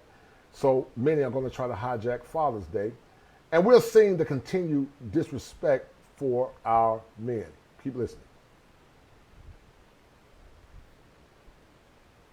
I call it beta male lives matter, or black lesbians matter. That's what I call it, because it's the truth. Okay? You got people out here that they done this in 1990. I was there. 1960. We're going to keep applying the same strategy, run out into your neighborhood and blow it up. Why are we doing this? Because there's no fathers there to tell them, sit your ass down. Right. You're not a victim. I'm going to impute into you success. Right. When you think about how our ancestors overcame, we overcame when the odds were greatly against us. But see, a lot of men have been raised by their moms, and they can develop a victim mindset. Some do it, they don't even know they're doing it. But they develop a victim mindset. Keep listening. But they remove so many fathers that these beta males run out here thinking that they're doing something. Okay? The spirit of Jezebel. If you guys go to my channel and you want to review one video, review the video. Just say Coach Greg Adams. And I think I called it Jazzy Bell, #1, to get around the YouTube algorithm censorship. And I also did it to say, to jazz it up a little bit. Jezebel. But the spirit of Jezebel, they released the song, Wet Ass Peace Leave is what I call it on my channel. See, one of the worst things to happen to gender dynamics is this. They put a smartphone with a camera into women's hands. And that goes back to what we were saying, guys, earlier. They have too many options. So how can she focus on loving you and honoring you and respecting you and serving you in the beauty of righteousness when she has so many options? Once again, she might think they're relationship options, but many times they're just penis options. They confuse likes and love and all that with relationship, but it's just penis options. And you're right, Barry Hammond. Shout out to James Turner. James Turner has been a stalwart. I appreciate that, brother. He always hold me down. He is the sponsor of the stream thus far. To the 46 of the watching, guys, if you have not shared this content, if you have not donated to the channel, please donate. I know times are tight, but if you guys love what I'm doing, if you like what I'm trying to do as it relates to changing how you think as men, then share and support the stream. Thank you. Got some fire shows coming up this week, guys, so be on standby because I love the brotherhood, and I want to see you guys win. That was disastrous for relationships and gender dynamics. From there, she can worship herself. She can broadcast to other people to worship her. So much so that if she has a spouse, a boyfriend, or whoever, people pursuing them, they cannot match the attention that she can get on her own. They cannot match the attention that she can get via Instagram, TikTok, Snapchat, all of these vehicles to broadcast herself for women's worship. And the beta males are eating it up.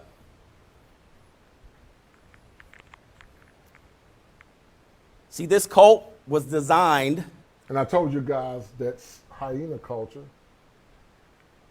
Hyena culture is causing the pathologies that many women are having. The hyena culture is causing the pathology that many are having. It's causing that. The hyena culture. Many of the simps have empowered our women to think that they're better than what they really are. And it's causing a lot of distress in the masculine ecosystem. When masculine men begin to speak out, then those masculine men are seen as archaic or strange because too many sympathizers, they supplement irrational male patterns because they're not men, they're males to the modern woman, which in essence make her think she's better than what she really is. I'm giving you guys some fire for your mind. I'm giving you guys fire for your mind. You're not going to find a licensed therapist that's going to give you what I'm giving you on tonight. But if you are a wise man, you will take heed to what I'm saying and understand the dynamics associated with being a free agent in a time where they expect you to be a slave. Keep listening.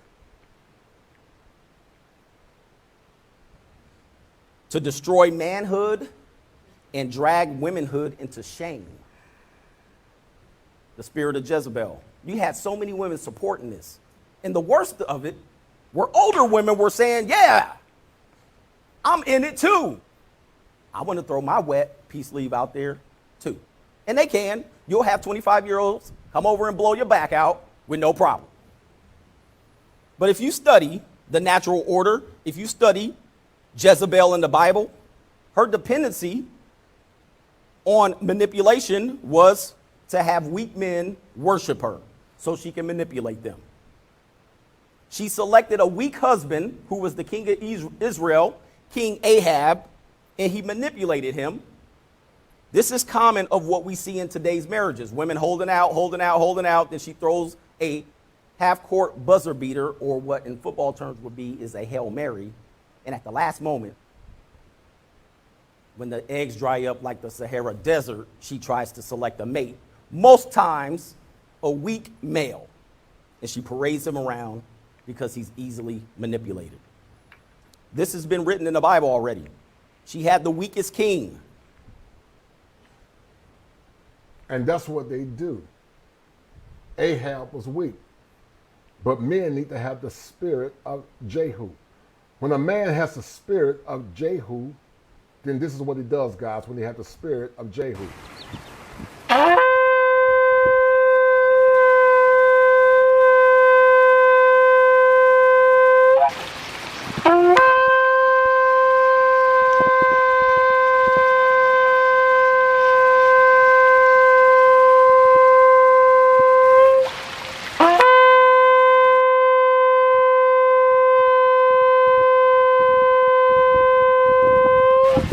Fire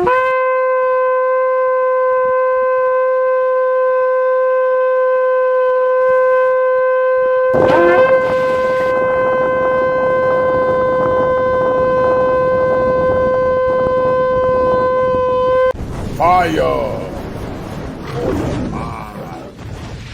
The kosher clinician.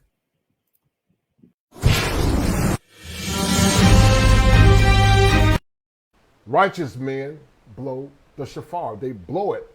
They warn the people. Jehu was a masculine man, but Ahab was a simp. He was a hyena simp. He was spineless. He was a slave and a token to the woman called JB. I'm not going to say her name. And what they do, they seek out weak men. They seek out weak men that don't have any standards, men that have low self-esteem, men that are jellyback. They're jellyback men. And they seek out those men because a masculine man has a spirit of a lion. And most hyenas can't see a lion one-on-one. And it established the basis of weak marriages today. Do we see weak marriages? They certainly are strong. Look at the statistics. They're not strong. They're weak. Why? We're selecting weak men. The domineering wife will soon master the weak husband and enter in what. Shout out to my man, Brother Love, for that $20 super chat. Thank you, brother. He said, Infinite God. Bless you, brother. Today is my birthday. Thanking God, the Infinite God, for 54 years. Much in blessings, brother. And that's a deal, right? And I appreciate it, brother. Thank you, sir. I really appreciate your kindness and you more or less, you guys supporting me. That Gemini magic, them Geminis. Y'all are disappeared, but y'all good folks, man. Y'all intellectuals. I appreciate it, brother. Keep listening.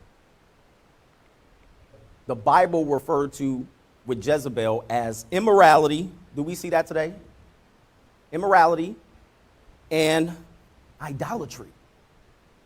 The worship of false gods. The worship of women. That was what the story of Jezebel is. If you guys want to look at that, go ahead and go back into the Bible, okay? The man that opposed her was a man called, anybody? We don't have people that walk in the faith and spirit of God here.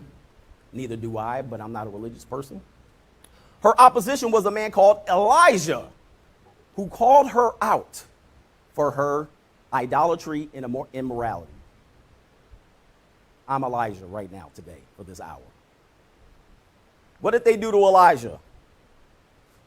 Well, the weak king Ahab drove him out into the desert. Said, we're not going to listen to this. They called him a woman hater. They called him an anti-feminist. They called him everything but a liar. And drove him out into the desert. So they could come out here and continue to do this. What has it led to? And that's what they do to you guys. When you begin to speak up and blow the shofar. When you begin to advocate for structure and order. When you begin to advocate for masculinity, what they do, they fight or flee. Because they have cognitive dissonance. They deny the evidence that you present them because they can't handle it.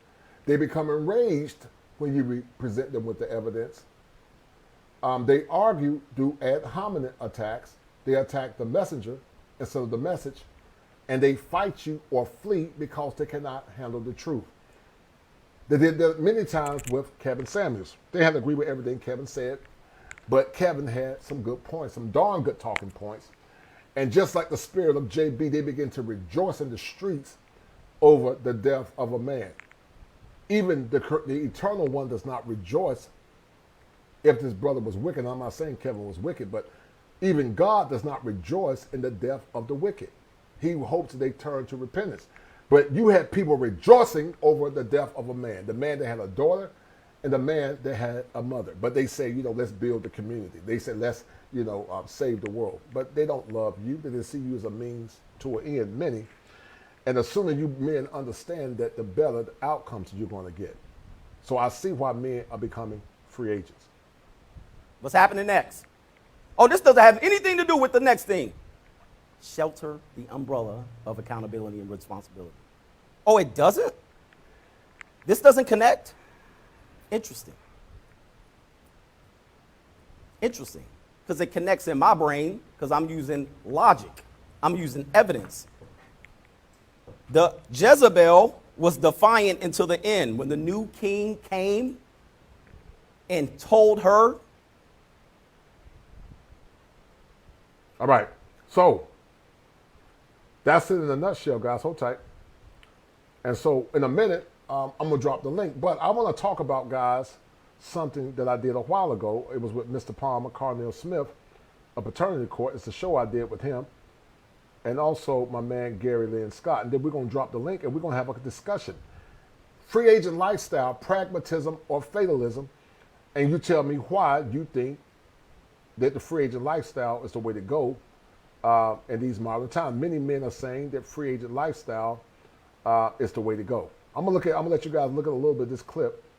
It was about a year ago, but I want you guys to look at it and tell me what you think. That's Carnell Smith, Mr. Palmer, my man Gary Lynn Scott, and BJS Edmore. Trapped by law. Trapped by law. I'm sorry. Trapped by law. I want you to more or less circumnavigate around what BJS is saying, and talk to the audience about your book and why that book is so important. Well, not for the sake of the book by the book in and of itself. Mm-hmm. My whole goal in writing the book was to make men and boys and parents of boys aware that there's literally a minefield of booby traps in the state, federal court system, as Gary talked about, for the whole purpose of funneling money from the federal government to the state, Title 4D, Section 458, bonuses and incentives to the states. I had a governor reject a signed legislation that we gotten past the Senate, past the Assembly in California. Someone lied to the Governor Gray Davis and told him that if you sign this bill, we will lose $40 million of child support money. So he vetoed the bill. He vetoed the bill that would have set free all of those military men and the Veterans Against Paternity Fraud. They would have been able to overturn their cases. He vetoed the legislation. So what that taught me was, at state by state, whether it was a big state or a little state, I found that the child support agency is nestled right up under the Department of Revenue, and the Office of Attorney General is running that thing like his personal money-making machine. So the rights of the citizen, if you are a male, look, remember back in the day and the time slavery used to be based on a race, right? In my opinion, that thing's been flipped now. It's based on gender. I don't care if you're a black man, a white man, a Hispanic man, Jewish, Indian, Italian, doesn't make a difference. Because in my years of conducting workshops called the Naked Truth University, I would have men. And what you guys are beginning to see is why men are beginning to see the free agent lifestyle as an option, because as Brother Carnell Smith is talking about, more or less postulating, it's something that's impacting all men. There's a war on heteronormative masculinity, and they seek to silence any man that speaks out. And who were in the child support system who had to be in my workshop or go to jail.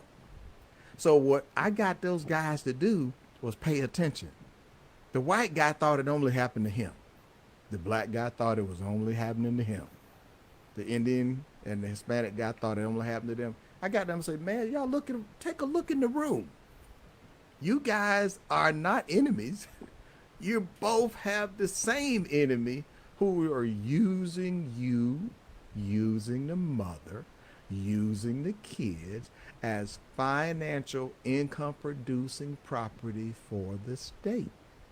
And you bear the greatest burden, meaning you guys and me, when we're in that system. Finally, I'm out of that mess. But I found something disingenuous to find out that the family court is not a court of law. And after doing some additional research, I looked into that and I was like, well, so this is how they're able to circumvent your constitutional rights, because family court is not a court of law. It's called a court of equity.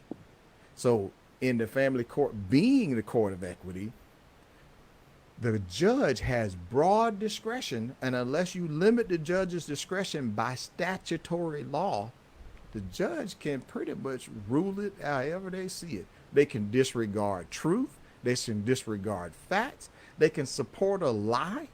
Men have gone into those family courts and lost their kids on false allegations.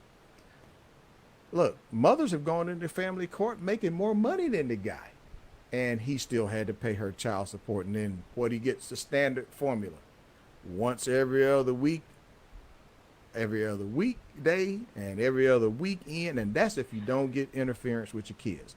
Now, as bad as all of that sounds for the guys who actually are the dads, and those married dads who went to family court and got cut out of their kids' lives, and the single men who got cut out of their kids' lives, compound all of that into find out it's not even your kid, and you're not going to even be allowed to see the kid, and you still being told pay or go to jail or prison.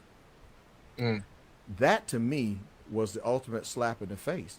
And it disturbed one of my clients so bad that, man, he committed suicide behind marrying his childhood sweetheart.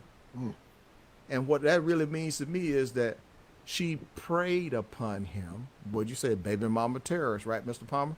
Yeah, baby She mama. preyed upon him because, let's just say, whoever the real daddy was dumped her, but she had a backup plan.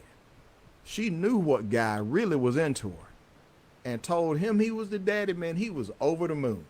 He got his family involved. Next thing you know, girl, look, I got $200. I'm going to get you a ring right now. And I told you guys, they have a backup plan. You saw it. You saw it for yourself. Guys, I tell you, these kind of shows bring a lot of ire to people. Not because I'm doing anything wrong, because I'm trying to empower men. Anytime you do shows for male empowerment, you're going to be met with opposition. You're going to be met always with opposition. But the struggle goes on and the story goes on because I believe in the avocation of our men, young boys especially, because nobody is empowering them. Nobody is pouring into them. And that's why I tell you guys to support the stream, but also to share the content. When I have these kind of shows, I lose subscribers, not because I'm doing nothing wrong, but people get in their feelings. They get in their feelings when you advocate. I can never understand. You advocate to help men become better, but folks get mad. But they don't understand that the avocation of men really is the avocation of women, because when men are empowered, the righteous brothers, then the women and the children would be empowered. But it is what it is, guys. It is what it is. Let me send a special shout out to my man real quick. Shout out to Tim Howard. Tim Howard said that Free Agent Lifestyle, SYSBM, Passport Travel. I appreciate it, Brother Tim Howard. Thank you, sir. I appreciate that 1,000%. We're going to get back to the stream, and we're going to drop the link in a few minutes. Upgrade later, but we going to get married and be a family. At 16, when the child was 16, she flipped and tried to do a no-fault divorce and tried to take the house, tried to kick him out the house, and she was talking to him about alimony and child support. And the court was going to award all that stuff, except they couldn't take the house from him. And he didn't see no way out. And sad to say that a lot of men, when backed into a corner, they don't see any way out. That could be a dangerous situation there, kosher clinician. And my client, he didn't lash out at other people. He didn't see no way out, so he took his eye.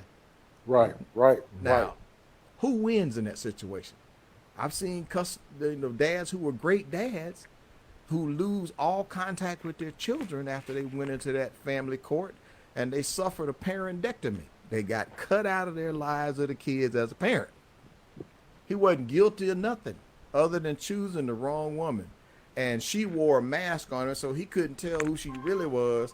And then later on, she took the mask off and showed him this is who she really is. But by that time, hey, he's invested time, money, effort, and got kids with her. Can we say trapped by law? Ultimately, we as men, I gotta say it, we gotta pick better. I'm fortunate I did pick better after about the third round. I've been married 30 years now. I chose to get back in that pool. It makes a difference with a quality person. But I completely understand the guys who say, heck to the no. Can't drag him back. Couldn't push him to go back that route. I understand and respect that brother's choice. But ultimately, a system that preys upon men and allows the women to manipulate them with emotions and the children using the child as a pawn to manipulate this guy for money, using his emotions and the bond that he would have with the kid, even if it is his kid or he thinks it's his kid. And then she has no idea that she's no different than the woman who gets out of the pimp's car. What does the pimp say to the woman getting out the car? He says, "You better bring me my money." Shout out to my man Barry Hamilton. He said, "Support for the culture condition. Where's the Hyena soundtrack?" I'll play it in a minute. Give me 1 minute, brother, because Minnie got the spirit. Got the spirit of the hyena. This goes out to Barry Hamilton. The hyena spirit. That's the spirit of the hyena.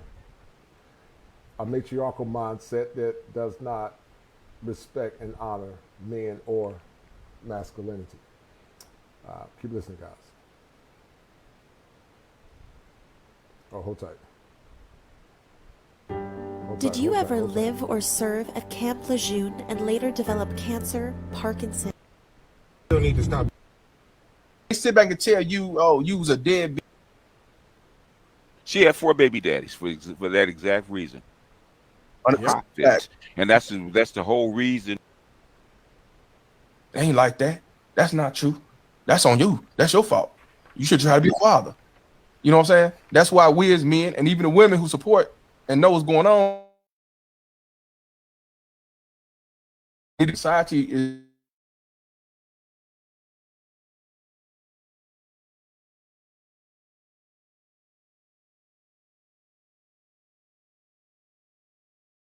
for 18 long years, and he ain't seeing his son. He's also alienated. Right.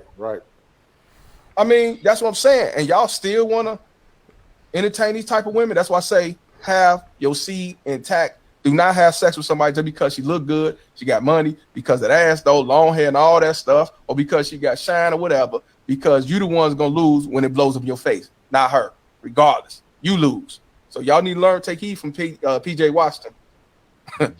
Yeah. And PJ needs a DNA test. I agree. I would do that. But I'm just saying, but like you said, when it comes to a lot of fathers, I think a third of men are paying child support for kids is not theirs. I believe it's the money. 37%. There was actually a study done. 37% of black men are the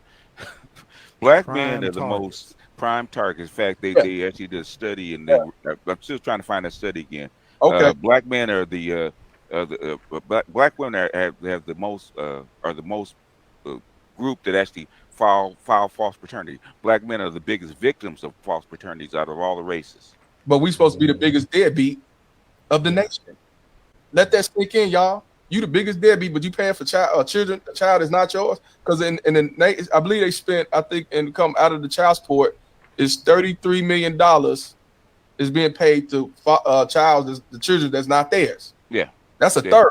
So they changed their rule. Yeah, that's a lot. And Michigan is known for that. It's in the law books that you can that even if you're not the father, you're gonna pay anyway. Yeah, Georgia used to be that way too.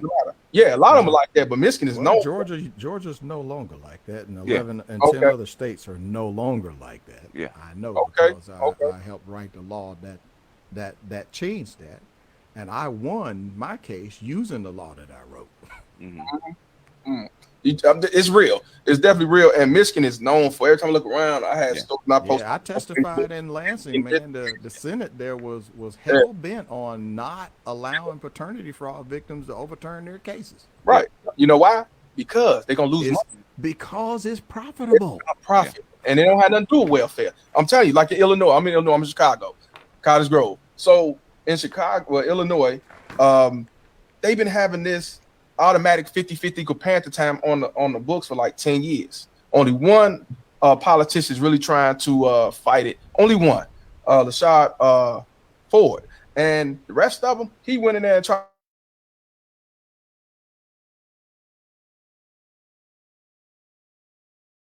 Fight. And you know, one of the They will. And guess what else would happen? It would not incentivize women to have children anymore, too, because there's no 100%. profit. And that's the whole reason that they increased the child support. Because guess what has happened after 1970 when women have jobs, right? The birth rate started to go what? Down. Okay. How do we encourage women to have babies? You got to put a financial profit up underneath it. Right. So in the 1980, I think it was in the late 1980s, right? Especially in California. Okay, Gloria Allred, instead of a man paying the welfare minimum for a child, right? Because it used to be whatever the state paid, right? State paid a certain amount of money, right? So whatever welfare paid, whatever state paid, that's what you paid, right? Right. That wasn't good enough. Yeah, reimbursement. Yeah. Well, guess what Gloria Allred did? She made it a percentage of what you're earning. So it doesn't matter about what you made. You could make $20,000. It's a percentage of your earnings. Guess what that did? It incentivized women to do what? Have babies out of wedlock or not. Right. It doesn't matter. Their mothers taught them how to do it. Yes. And a girl, you know what? I'm going to tell you a story real quick, right? Because I worked for civil service, right? And you know, if you sit next to women in the break area, right? They talk, right? 5 women in the break area comparing child support checks and giving them, this is like in the 90s. Comparing child support checks, comparing amounts, and telling each other how to get more out of that guy in the child support system. So you have this whole system, of mothers, girlfriends, and other females, especially in the black community, right? Giving these women advice, and they guess what? If they have a lawyer that's a female, if they have a paralegal that's a female, a judge that's a female, guess where the information gets passed down to? It goes right into that system. It gets passed down, and guess all these chicks these chicks are not that smart, okay? But the thing is, one thing they can't do is network, and they'll ask 50 women until they find the answer. And then I saw it where they actually sit there, compared checks, compared how much they get, compared the man's income, and told that woman when she wasn't getting enough, right? Yep. Okay, and there's another thing that I saw recently. I don't know if anybody see that video where this chick broke down why she has 6 baby daddies instead of 1. I posted, yeah. Okay. I posted. I had a friend. Like I said, worked civil service. She worked in the office, right? Okay, and back then civil service checks were pretty nice if you're a black man, right? If you're a black person, you're working for civil service, you get a pretty decent income. It's above average income, right? She had 4 baby daddies for that exact reason. Good looking girl. She had an income, but she had 4 baby daddies for that reason. Yep. It's more profitable. It's more profitable. Yep. So what I'm saying is 25% off guy 1, 25% off a guy 2, 25% off a guy 3. And number 4. And number 4. It's tax-free. And it's tax-free. And plus all the incentives like education and whatever little goodies Section 8, TANF, food stamps, child care, WIC, all that kind of stuff. All of that. All of that. But I'm glad you said, and that's why I tell men that, And remember, guys, this impacts single men, but it impacts married men more. Coach Greg Allen was a married man, and he went through the pain of not only some would call it archaic laws with alimony, but also he went through divorce. And so when you go through that kind of pain, when you lose hardship, you lose time, you lose money, it does something irreparable to the psyche of a man. That's why men are saying, until the laws change, then you got to change the law of your mind. Shout out to Mr. Palmer. We're going to drop the link in a few minutes, guys, but I want you guys to see this show because this show was talking about injustice, and it actually parrots the talking points of Coach Greg Allen in the Free Agent Lifestyle. So keep listening. They being your children's life, she dealing with a baby mama test, your child support, wash your hands, move on, and if she comes wash your hands, move on. You tell. I'm you like Gary. Yeah, I was never in the welfare system, but there was 5 or 6 people from the welfare office in the courtroom watching my case. Yes, because my case had the ability to overturn the system. So I took it all the way to the U.S. Supreme Court, proving there's over 1 million men and boys in this situation, and we can't see where all of them were let free. And I was asking for the high court, listen, why not make a bright line decision here based on the fact that these men and boys did not cause the pregnancy? We have and recognize his substantial rights, his substantive rights to not be forced into paying for a child that he had no hand in creating. Mm-hmm. Yeah.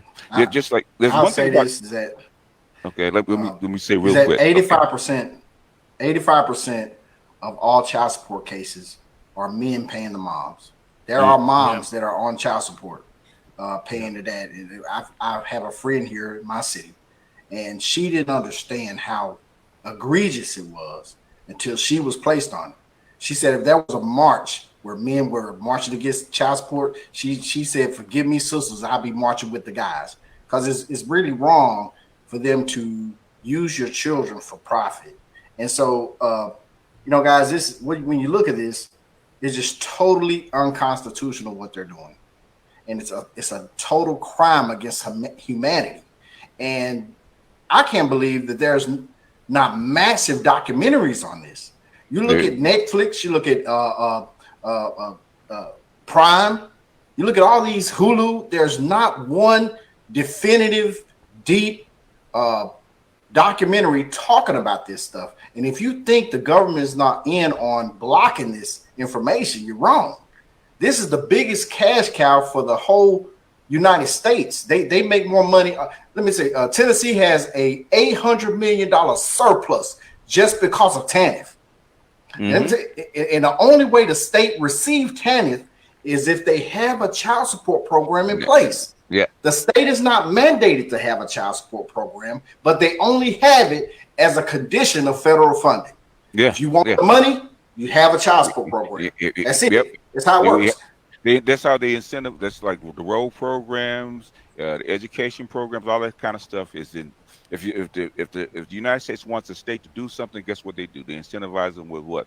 Money, road programs, employment programs, all that kind of stuff, educational programs. They incentivize them with money. We want you to do this. We want more babies. We want to incentivize women to have more babies, and you need to make the men pay. Guess what we're going to do? We're going to give you a cut. And I'm glad you said something about that, Gary, about women who on child support. This is why a lot of people don't like me, because they tend to say that, it ain't just men going through child support, it's women too. Man, I ain't trying to hear that shit, and I'm gonna tell you why. If you look at, I said it earlier, 85% of men are on child support. If you look at the stats of who pays and who doesn't, out of the 85% of the men who are on child support, 17% of men do not pay their child support, right? If you go into the women, the 15%, you want to know the percentage who don't pay? 57% of them do not pay. Shout out to my man, MC Recovery Wellness and Program. MC Recovery Wellness said that he said, I'm working on my next step, show my sex inventory breakdown. I found it about thinking, behavior, and actions. I say I have 20-year notes and reading it. Shout out to that brother, and that's a deal, right? I'm going to drop the link in a few minutes, guys, but I want you guys to hear why men are becoming free agents. This was a show I did with a powerful panel, BGS, Mr. Palmer, and Gary Lynn Scott, and also the paternity coach, why men are actually choosing the free agent lifestyle. Hey, so when they sit back and tell you, you was a deadbeat and all that jive, now they need to look over there to the women. Because here's another thing y'all need to realize. But they don't get prosecuted. And I'm going to tell you why. Right, yeah, that's true. Exactly. I'm going to tell you why. Because it's designed in the law books not to crucify a woman. So when you go in there and say she's not paying her child support, when you say you want to put on child support, a lot of times the judge say, why you want to do that? Don't you understand she's going through? This is not right. You already got your kids. What more do you want? Or if she ain't paying her child support, they say, don't you see what's going on? They not going to penalize her because women can opt out of child support. Yes, it's select for you to actually pay their child support, but they can actually opt out. Look in the law books. It's not designed for women to pay child support because they're more beneficial having kids. Well, I know women who's supposed to pay child support don't pay it, but they got some other dude on child support. Yep. So don't ever believe that it's not gender biased. Because when a woman get on child support, they will not lose their license. They will not lose their livelihood. They will not lose their gun card. They will not lose their passport or anything else because government dad needs them to keep fueling up that belly to make them that money. So don't ever believe that it's a man and woman. Now, it's a few women that actually get alienated. It's a few baby daddy terrorists, but for the most part, it's baby mama terrorists. And when people say, well, women don't get to see their kids either. Nah, not true.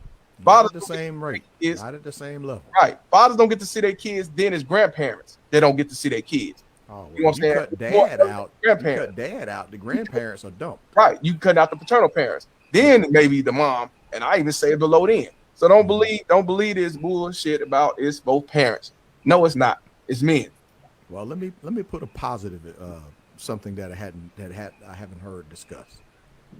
A lot more men over the last 10 years have become more legislative savvy, and they figured out something, that just being mad about it wasn't going to get it done, and just going into court and shaking their fist at the judge wasn't going to get it done.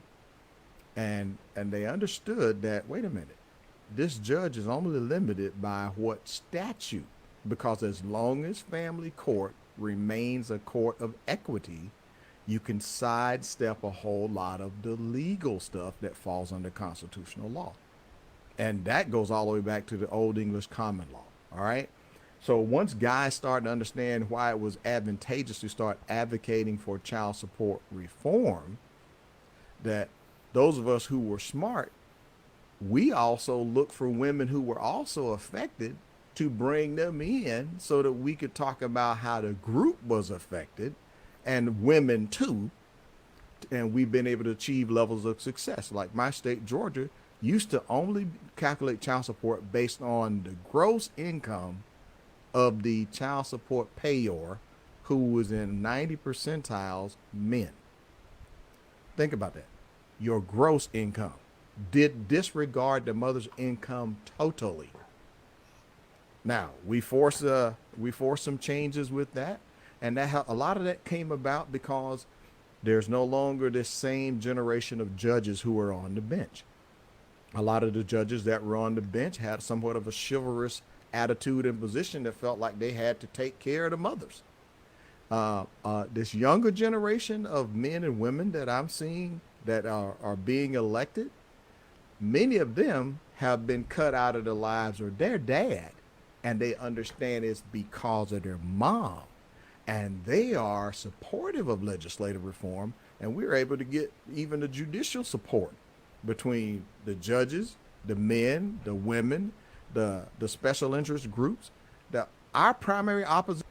Shout out to my man Gregory Scotland for that $10 super sticker. No comments, just showing love. And that's a deal, right? I appreciate it, guys. Thank you, Gregory Scotland. Thank you, brother. Much love and respect for your kindness. Guys, we got two powerful shows coming up on tomorrow. There will be surprises. I want you guys to tune in, because you guys are beginning to see why many men are beginning to change the law in their mind, and why such men as Coach Greg Adams are choosing the free agent lifestyle, and why men are beginning to see that many times that dating in modern times is not advantageous to the efficacy or the functioning of a man, but also for his mental health. Keep listening. We will drop the link in a few. Position when we come before a legislative body these days is the National Organization of Women, or some alphabet group, you get what I'm saying, that they want to keep things just like it is. And we've asked for, look, you say you want men to be involved in the lives of the children, but you put all of these legal hurdles and walls in between them, so that if you can't afford legal counsel, and he's not versed in how to become a effective pro se, pro per litigant on his own, and doesn't even know how to take the first steps to learn how to do that, then a lot of them just give up and being frustrated. I said, you could simplify this whole thing. I said, if the true mission of the court, as the judge being called a trier of fact, if the true mission of the court was to solve a case, it says many of these cases could be resolved in 30 minutes instead of this 7, 8, 10-year stuff that gets dragged out. Yeah, that cuts into their profits, though. We all know. Yeah, Listen, Gary, give me a minute, brother. Give me 1 minute. I'm gonna let you come through. Give me 1 minute, Gary. I want to ask BGS something while it's on the top of my head. BGS, you talk about a shadow point, and that's an esoteric terminology that says before a Jedi crosses over to the dark side, he reaches a shadow point. Now listen, Automation is taking over jobs. Mhm. Gary has made some great points because at some point, the American system is broken. And so some women are going to come to a crescendo where they're going to reach a shadow point where they're going to have a schema affliction. They're going to start doing unsavory things like giving their bodies to men. I saw your video recently where Already you doing talked it. about the $15 hole. I mean, I didn't mean to say that. $50 holler, yeah. $50. Oh, I thought you said that. That's funny. $50 hole. $15 holler, yeah. That's holler. that's Well, the $15 holler, BGS, and they're about to go to what I call a shadow point because they're about to cross over to the dark side. Mhm. And like you said, men and women are not built to give their bodies over to many men because most women that have been impacted by, that are extremely promiscuous, have been molested. And they have a shadow point due to trauma, which leads to depersonalization, right? And it also leads to derealization, which can lead to dissociative personality disorder. Right. But I want you to talk about BGS. I want you to talk about the shadow point as it relates to women crossing over, giving their bodies. Then, Gary, I want you to bring it back to focus because it could be argued that a lot of these welfare programs and these supplement programs like no-fault divorce, which many believe is arcane, and men shouldn't have to pay for alimony. But it could be argued that these programs are about to go away. So I want you to talk about the dissolution of American government as it relates to money and taxes, but also the shadow point that a lot of women are about to experience that they might be forced to give their bodies away. Oh, okay. The reason that and I actually talked to a pimp, which is Warren Lance, right, about this. He calls them renegade hoes, right? In other words, renegade hoes are actually hoes that are not built for it, right? Every woman is not built to actually bond with a whole bunch of guys. Okay. In fact, a very small percentage of women can actually do that. That's like pimps actually look for them. Either women that are broken, like a clinician says, that already have been disassociated from bonding. They can't bond anymore. They look for those. But most women don't have that. So if they're forced into it, they're forced into this kind of lifestyle where they have to sell their bodies to eat, sell their bodies to survive, to a whole lot of guys, it's going to cause a psychological break. Right. Okay. When you go into that business, if you look at any porn star, any stripper that went into their business, they don't come out the same way they went in. They have a whole different outlook of men, bonding, and children and family than they had when they went in. In fact, Warren says that a lot of these women that are not built for this game, as he says, they have to use something to actually complement, like drugs, alcohol, to actually cope. Right. Because their psyche is not built for this, so their psyche will shatter, and you're going to get a whole lot of. If you get a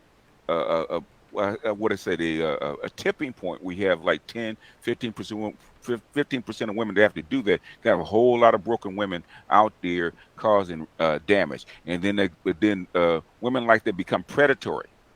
Because those are the women that you really need to watch out for. If they dump a whole lot of women on the street like that and have to sell their bodies to survive, they're going to become prostitutes, just like Brittany Renner. Brittany Renner is what I call semi-prostitute, right? She's predatory because she's been through this. She's built to be predatory like that. Imagine you have 15-20% of women that are actually predatory, and then teaching other women to be predatory. You're going to have a big mess on your hands, and they know that. Right. The thing is, at this point, they can't give them jobs. They can't support them. They're going to have to send them out there to the wolves. That's what's getting ready to happen. As far as this kind of stuff going forward, as far as the state is concerned, as far as automation is concerned, eventually they're going to move the production of children, which is very important. If you go look at your demographics, you go look at how countries, like even Western countries, like European countries, how they're paying women to have children, okay? Because they need workers, they need citizens, because if you don't produce enough workers and citizens, what's going to happen to your society is going to die out, okay?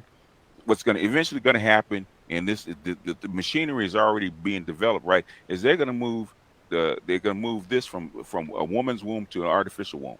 And when they do that, then the women will be unnecessary. It's going to be a completely different thing. The state will actually control the production and raising of children, the children that they need to keep their society going. So in other words, a lot of this stuff is probably going to go away within the next, I say, 15 years. Where, in fact, the only way, and the MGTOWs had this right, and the reason that you guys are have even a fair shake at the child support system and the family court is because, especially black men, that's like a 51, 52, 53% of black men do not have kids or not married because they're starving the beast. Okay, it's an unfair deal. More and more black men are seeing it. And guess what happened? What's happened to the birth rate, the production of children that are actually coming out of the black community, going down, right? That's not what the state wants. So what is the state's going to have to do? They're going to have to start giving men a fairer shake. So the more men that don't comply to this system, don't fall into this trap, that's what's going to happen. The state's going to have to say, you're not producing enough kids. And that's how come they're getting rid of the abortion law. Why do you think they're getting rid of the abortion law? White women ain't having no kids, okay? Right. So basically, what's happening is white women are aborting the kids, and guess what the guys are doing? The guys are, slowly but surely wising up, saying we're not going to fall into this trap because it's too expensive. So we're not going to help. And that's why I tell you guys, you have more power than you realize. You have more power than you realize. Listen to this. In the clinical world, guys, we call it cognitive restructuring. We call it cognitive restructuring. That means taking your awareness and restructuring it based on principles that benefit you.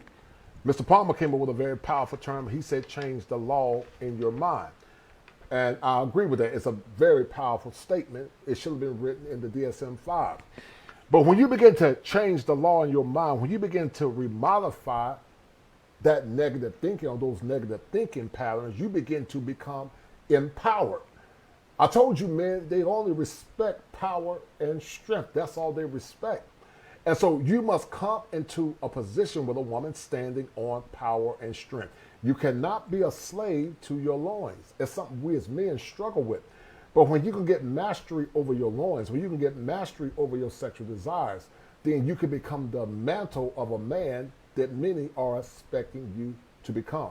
You will be a peer among other men. You will become an example to these young men on how to move not only in masculinity, but also how to move in silence. And they're beginning to change the laws because they know that men are checking out and they see it for what it is. They're not mad, they're not bothered. They just see the modern woman for what it is. And some are more or less espousing the free agent lifestyle. Keep listening. Help you produce children. So you're going to have to go get the poor guys, like most of deadbeat black men make less than $10,000 a year because those are the only guys that these women can find to get them pregnant. Right. It's the only guys, and then it puts a burden, more and more burden on the state. So the only way out to actually because trust and believe, man, in the 90s, man, I can't tell you the amount of associations and stuff like that boomers put up because boomers were getting killed, man. I personally know I have 5 buddies that died of early death because of the astronomical child support that TANF actually put on them. I mean, they wake up one day, they moved on, the kids are grown, they got another family, they get like a $50,000 bill for TANF that they didn't expect that the state just put on them. They were getting killed. So eventually, we were the canaries in the coal mine. We're the guinea pigs. The boomers are the guinea pigs for it. So the Xers and the millennials and the Zs will not have to fall into this freaking trap, man. Because that's when I can tell you when the laws changed. Because the laws went from you paying child support I think it was like $100 a kid or something like that. Whatever the state paid, right, to a percentage of your income. That happened in the 1990s, right in the middle of the boomers having kids. Like when I had my kids, that law didn't exist. Okay, all of a sudden, boom, retroactively. Now the chicks are running to the child support court, basically getting all your money. And guess what? When you walk in there saying you want custody of your kid, guess what they said? You're a man. You're not getting nothing. Basically, in fact, they used to tell us, you're the bank. Okay, you don't even count. You're the bank. All you do is you're going to shut up and pay. So you fell in, you got the kid. Is that your kid? Yes. You're going to pay. I don't care. In fact, I went to an attorney and I asked, well, what could I do? Okay, because, I was splitting up with my old lady, right? Okay, what are my options? She said, you ain't got no options except to pay. Okay. And basically, I said, you get joint custody. I said, what is joint custody going to get me? She said, basically, you get to determine how the kid's educated and what kind of religion he has. I said, you know what? Here's your money. No, thank you. All right. Yeah, that's all I need to know. Because back then you had no options. Men had zero rights. But thank God this it slowly started to shift, because guess what guys started doing? We're not participating in the system. So Right. little by little, and it's far too slow in my opinion. Far too slow. Little by little, the course have to shift, because you guys aren't going to participate, and that's really the only way to make this system shift. Because you not participating, give my brother a chance to go into court and say, hey, this is an unjust system, and basically eventually this stuff is going to fall if you guys don't change it. So they don't have to start to lean, because I know nowadays brothers at least have a, it's not a 50-50 shot, but it's getting closer to 50-50 shot of actually having custody of their kids now. Before that, man, you had a zero chance of going into court and getting your kid, unless even if that chick was on crack and out in the street, if she wasn't homeless, you still had to pay. Yep. In fact, I know brothers. I know a partner man of mine. He had custody of the kid and went in to actually have his child support canceled, and they still would not cancel child support. They still gave her something. You can't cut her off of child support because she ain't got no money. I've heard this. And not only that, they still want to get a piece of it. They still want to. Well, they go. Yeah. Well, the states won't do it if the feds won't share the money. Exactly. Well, the thing is, they're incentivizing these women not to work. We're the ones that have to get up and hustle. This is the unfairness, and this is the violation of the 14th Amendment. You're supposed to have equal protection of the laws. Okay, what they're doing. They're saying you get out there and work and you hustle and you make more money if you want to have a certain lifestyle, Mr. Scott. Well, they're not saying the same thing to her. She's using my money for her lifestyle. Okay, and the things are not equal. And I will say that this system is being used against us. It's being just like Cornell Smith said. This is totally wrong. What's happening, and we have to have a mind of how can we correct this as a people.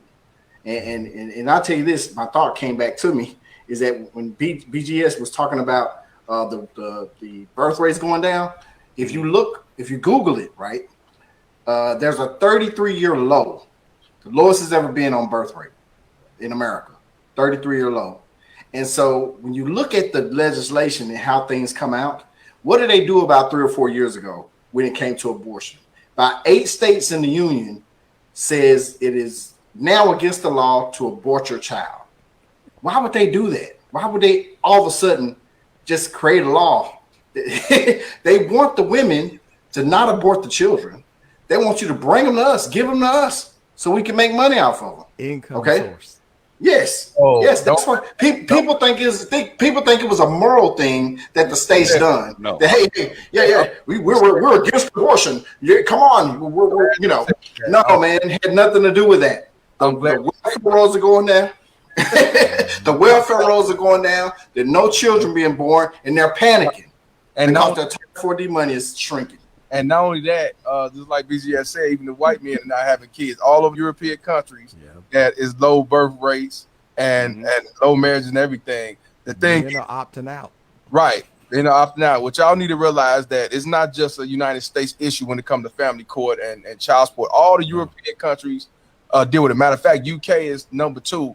It's $51 billion in the United States, but in the UK it's $48 billion. Then you got child support in a third world country like Brazil. You got child support in Japan. You got child support in India. You got child support in certain parts of Africa. It's a worldwide pandemic. Wherever there's the feminists run the system. Oh yeah, alienated fathers and child support. But back to what my man said. When it came down to kind of lost my thought. When it come down to fathers, not trying to not get married, they opt out, stuff like that. The unfortunate part is when it's all said and done, they're gonna find a way to make you have a child. They're gonna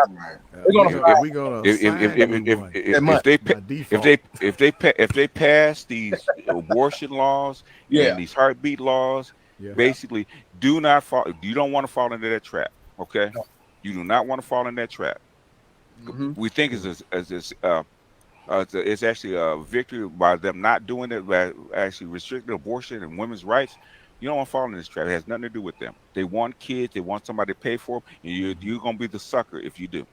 Exactly. Fall in the trap. You know what? Another reason why they want to have kids, if the mother don't want the child or the father, guess what? You're going to the system, and each child, I believe, is over $100,000 worth of value. That's why they be lost in the system. That's why they don't care. And I want y'all to know this: they don't give a damn about the mother. They just use them because they the most. She's being pimped too.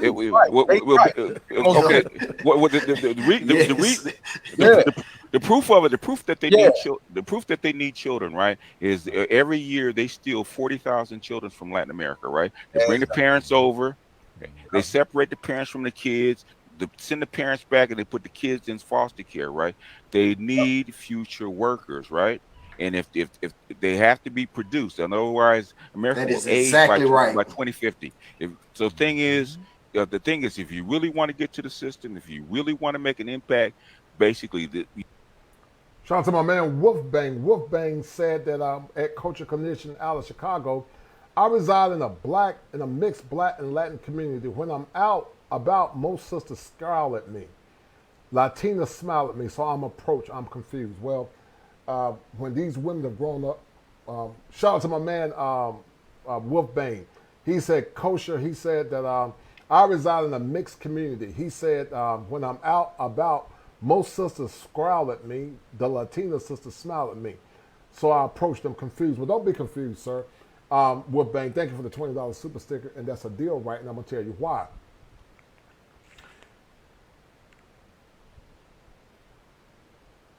The women that scowl at you, they scowl at you because they hate themselves and they project their anger and frustration onto you, but also because they've never seen strong masculinity or strong fathers. You can't honor what you've never seen. You can't honor power when you've never seen power. And so I would tell you, brother, to go where you are celebrated instead of tolerated, because those Latin women grow up in cultures where the men are honored. They go in cultures where the men are honored. So kudos to you, and thank you, brother, for that $20 super sticker, and that is a deal, right? I appreciate it. I appreciate it 1,000%. Thank you, sir. Thank you, brothers, for being supportive in the stream as we seek to bring balance to these very turbulent times in heteronormative masculinity.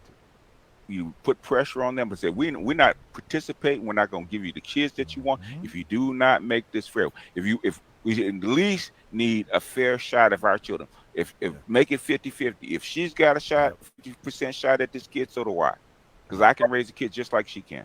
Exactly, if not better. Because then they tell you that fathers raise their children better. They do. They actually do. That's a fact.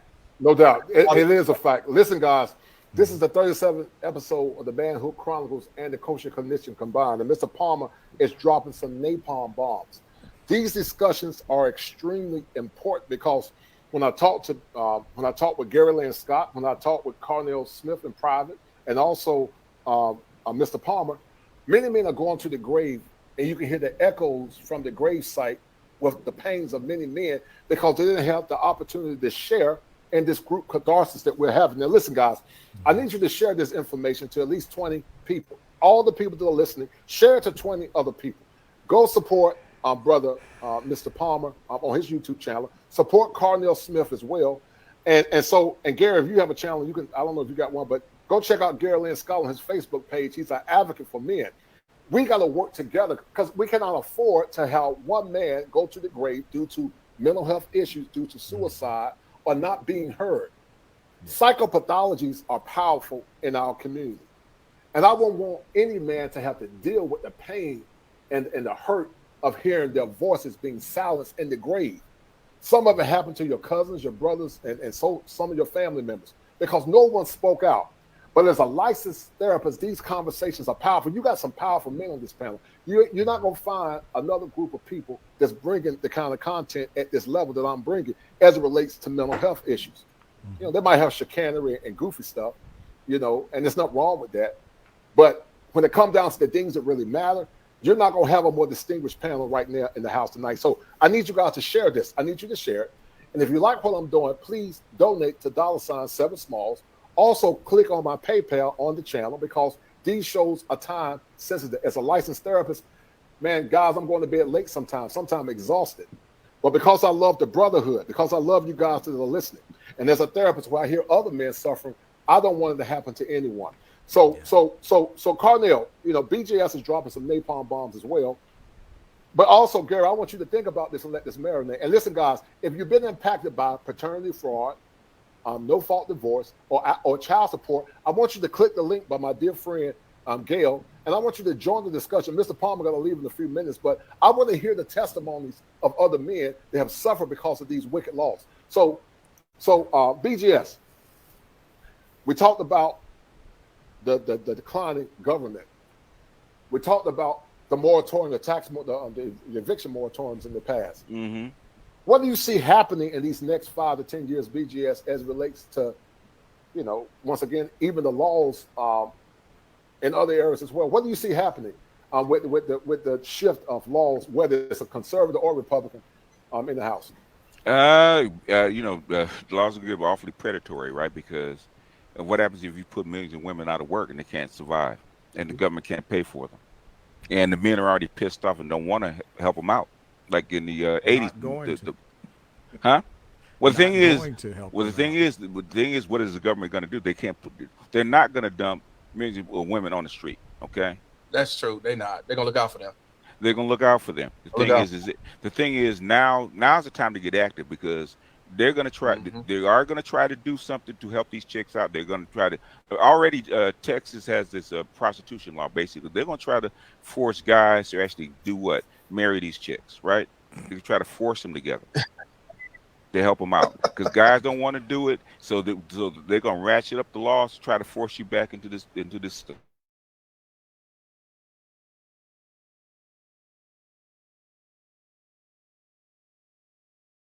Okay, cut this net, and which they've already cut it.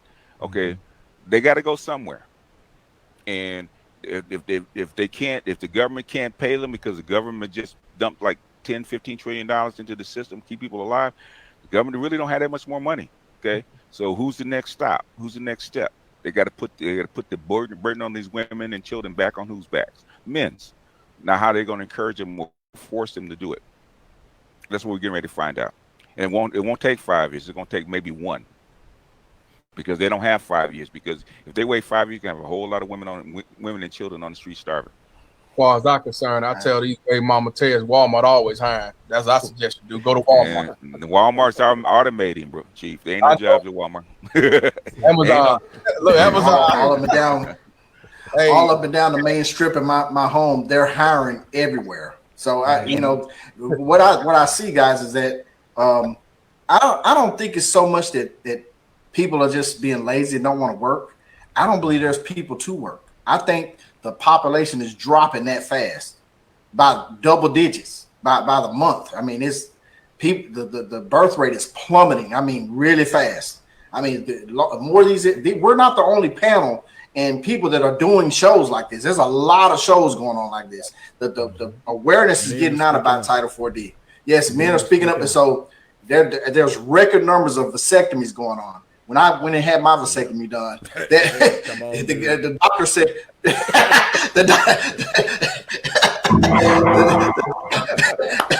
the doctor said again. And so he said, I sat down for the consultation with him. He said, you know, I've only performed this 18,000 times. I said, whoa, you know, check it out. Let me say one more thing. I tried to schedule an appointment in my own city, right? It took 3 months just to get an appointment. I had to go to Atlanta, which is 2 hours away. Yes, because of the backlog. That many men are getting vasectomies daily. Men are getting smarter. You know what? Yes. Gary, here's the thing, Gary. I understand you had a low birth rate, but I'm be honest with you, I have to blame also people not working because Jim Crow Joe, these dumbass Democrats. One, because you give these unemployment, which Trump did it too, giving out this unemployment, and you got people working at McDonald's getting more money off unemployment than they is working at the job. So why would I go to work? Why would I go work for him when I could sit back and make $800 because they're gonna add another $400, $500, $600?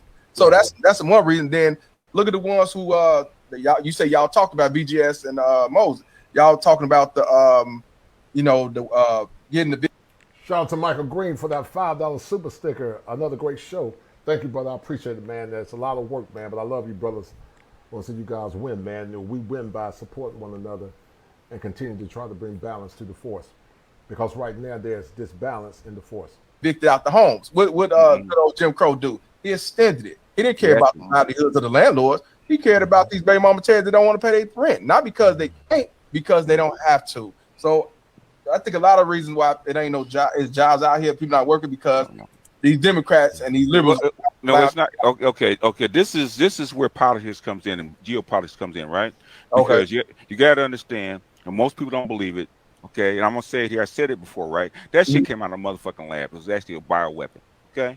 Oh, you talking about the Wuhan virus? The Wuhan virus is actually a bioweapon. They didn't know how. That was designed. I agree to the full. Exactly.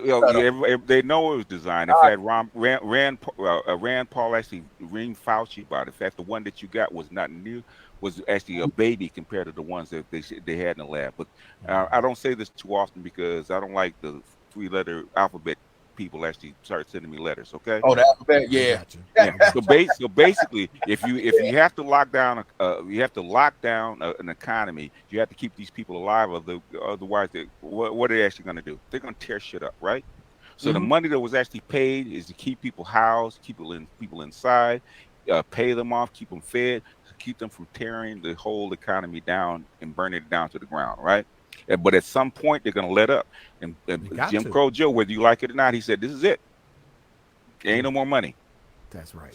No more money, no more rent moratoriums. There's no more. This is it, right? So basically, he's violating the landlord's rights. He already did. He has property rights. He already did. In fact, Dennis Sperling talked about this, right? It's called eminent domain. Yeah. You only have the rights prescribed by the government. Okay, and in an emergency, they can actually do what? Just like when you when they call you up for to a draft for a war, they suspend those rights, and they can in an emergency, right? That's what they did. This is an emergency, so they did it. But at some point, even the Supreme Court said that's it. Okay, unless Congress comes through and passes law, say they're going to extend this emergency, it's not going to happen. That time is up. So he gave people as much time as they could. The only reason he gave this extended time till September is because the COVID program, assistance program, basically gave out $58 billion for rental assistance, right? Which like 47% of it hasn't been, or 95% hasn't been issued out. And so he's trying to give the states a chance to actually disperse this money and keep people housed. But at some point, he said September 31st, that's it. This is it. So there's good reasons why they do stuff. Okay, they don't just do stuff willy-nilly. And trust and believe, Jim Crow Joe, as you call Jim Crow Joe, is not a liberal. No. I was just talking about Democrats and liberals. I know he's not liberal. I'm just talking general. But let me ask you this. I'm glad I got a question. Isn't it illegal for the government or for even Jim Crow Joe to extend it this long? It's illegal if the Congress does not pass, Congress is the one that spends the money, right? Okay. Congress is the one that does it. If Congress, and he went back to Congress and I think it was like, was it March or April, and said, will you extend it? They didn't extend it. So basically, after that, it was illegal. So after that, it was on the states. Okay. So now the states had, in fact, the Texas judge suspended actually extended the rent moratorium till October. California did it till October. So now the states, it's on the burden of the states to actually do it now. The federal government says, the Congress didn't extend it, you're on your own. So, but Biden said 31st, you had your shots. We gave you the money. You didn't do anything with it. Okay, landlords didn't come get their money. Okay, that's it. That's all we can do. So everybody's got to go back to work. Kids got to go back to school. Basically, there's no more lockdown. So unless a whole lot of bodies start hitting the floor, you're not going to get another lockdown. He said it. Biden said it. I hear governors say the exact same thing. A liberal state like California, guess what our governor said? No more lockdowns. This is it. Go back to work. Wear your mask. If you don't want a mask, that's up to you. If your body hits the floor, hopefully you survive. At some point, the money's gone. So there is no more liberal money. Liberals have to spend money just like everybody else. So Republicans, Republicans, conservatives, liberals, at some point, like my teacher Craig Hughes used to say, they all agree on the things that matter. Okay. Why would you? Why would you?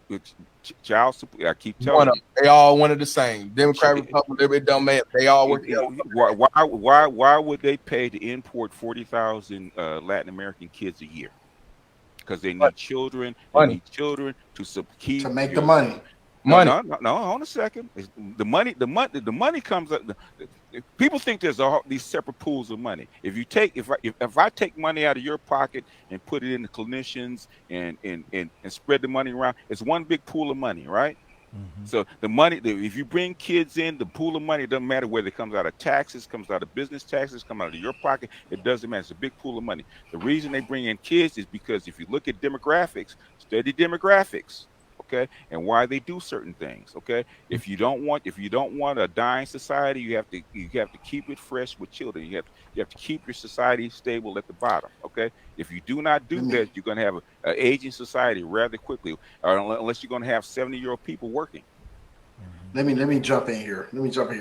There not only is there Title 4D of the Social Security Act, there's Title 4E of the Social Security Act that governs incentive funds for CPS, Child Protective Services, foster care, listen to this, for every child that the state confiscates from a family or through from the border, when that child is placed in state custody for 60 days, then they start receiving federal funding in upwards of $10,000 to $12,000 per child per month. Okay, so this is the state governments are the biggest child traffickers the universe has ever seen, because they're using children. And let me tell you something: these people that work in CPS, that work Child Protective Services and foster care and stuff, their jobs are contingent. Yes, they have a stake in keeping this going. They don't have any interest in the child going to a family member. Where foster care money is not going to be allocated, or the father, or a capable father, right? Look, hasn't, because he didn't know it, he has never legitimized the child. So a single dad has no rights. Right. I know a guy is in my city. His name is Stephen Wright. Guys, y'all reach out to him. He's in Chattanooga. I feel very just sorry for him, man. He fought for his daughter that got placed into the foster care system. They adopted her out. The state gets $8,000 per adopted child. They adopted her out. He fought and fought. If they did it against his will, she ended up dying at the age of 17 to a white family. I'm not trying to say it was racist or anything, but that family got funding for her. You see what I'm saying? And people want children so they can get a tax break. So everybody's wanting children and using children and trafficking children for money. And you got people who they don't want to work, so they get a bunch of foster kids, and that's how they make their money. Yeah. And so the thing is, man, we have to cut the funding down, cut this funneling of kids for money. All right, guys, we can do one or two things. We can continue to listen to the stream, or we can drop the link and talk about why you are a free agent versus dealing with modern dating and relationship. The link has been dropped. Feel free to click on the link as the show or the stream continues. So whenever someone want to come on and talk about why they are a free agent, click the link, because I'm about to sign off in a few minutes. I got to work and I got things to do. I got to cut grass. So you guys know how it works. We're men, but we still got man duties. So we'll continue to listen to the stream. If somebody want to talk about why they're a free agent and they believe in the free agent lifestyle, click the link and let's have a conversation. Thank you. Man, this is wrong. What's going on? And we have to get the word out. We have to stand up and protest. And let me tell you something. They called it. I talked to a lady that was I used to date her. She was an administrator in Georgia for Gwinnett County DFACS, and she said she wanted to quit because her supervisor was putting pressure on her to. The quote was "fill the beds." Yep. That's the theme when the quota, when the kids start going down, they said we got to get the beds filled. All right. So think about it. You got a woman that doesn't even have children, but she works in the Child Protective Service unit. Her job is to go snatch other people's children, not to take them home with herself because she cares, but to hand them off to somebody else so she can get her paycheck. It's all about a paycheck. They don't care about these kids. It's all trafficking. And mind you, there are situations where kids don't need to be in, a lot of drug addicted parents that are neglecting their kids. I'm not trying to say that there's not legitimate situations, but we have to take a closer look as a society, because there are children being trafficked for money, and they know that. I think majority of cases are not that severe, and they just using these kids for money, man, and it's wrong on all levels. Mr. Palmer, before you leave, once again, brother, thank you for coming on the show. And listen, guys, if you've been impacted by paternity fraud, because I want Carnell to talk some more. He's been a little quiet, but I want to bring some more about the paternity fraud. If you've been impacted by what Gary Lynn Scott believes is arcane laws as it relates to marriage law, I want you guys to join the discussion. I want you guys to come in and let's have a conversation. BGS is a wise man.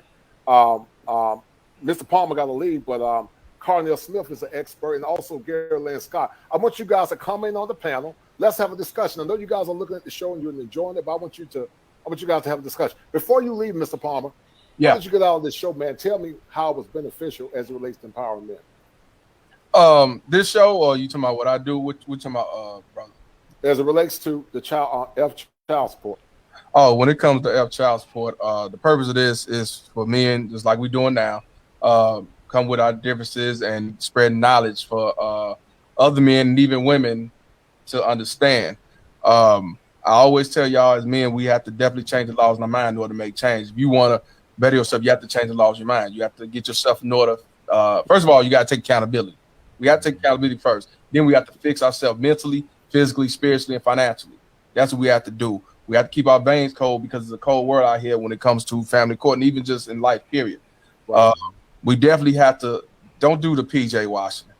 It's a whole bunch of PJ washing, older and younger, that will try to chase some tail. And then when you do a oopsie, now all of a sudden you talking about why I'm on child support.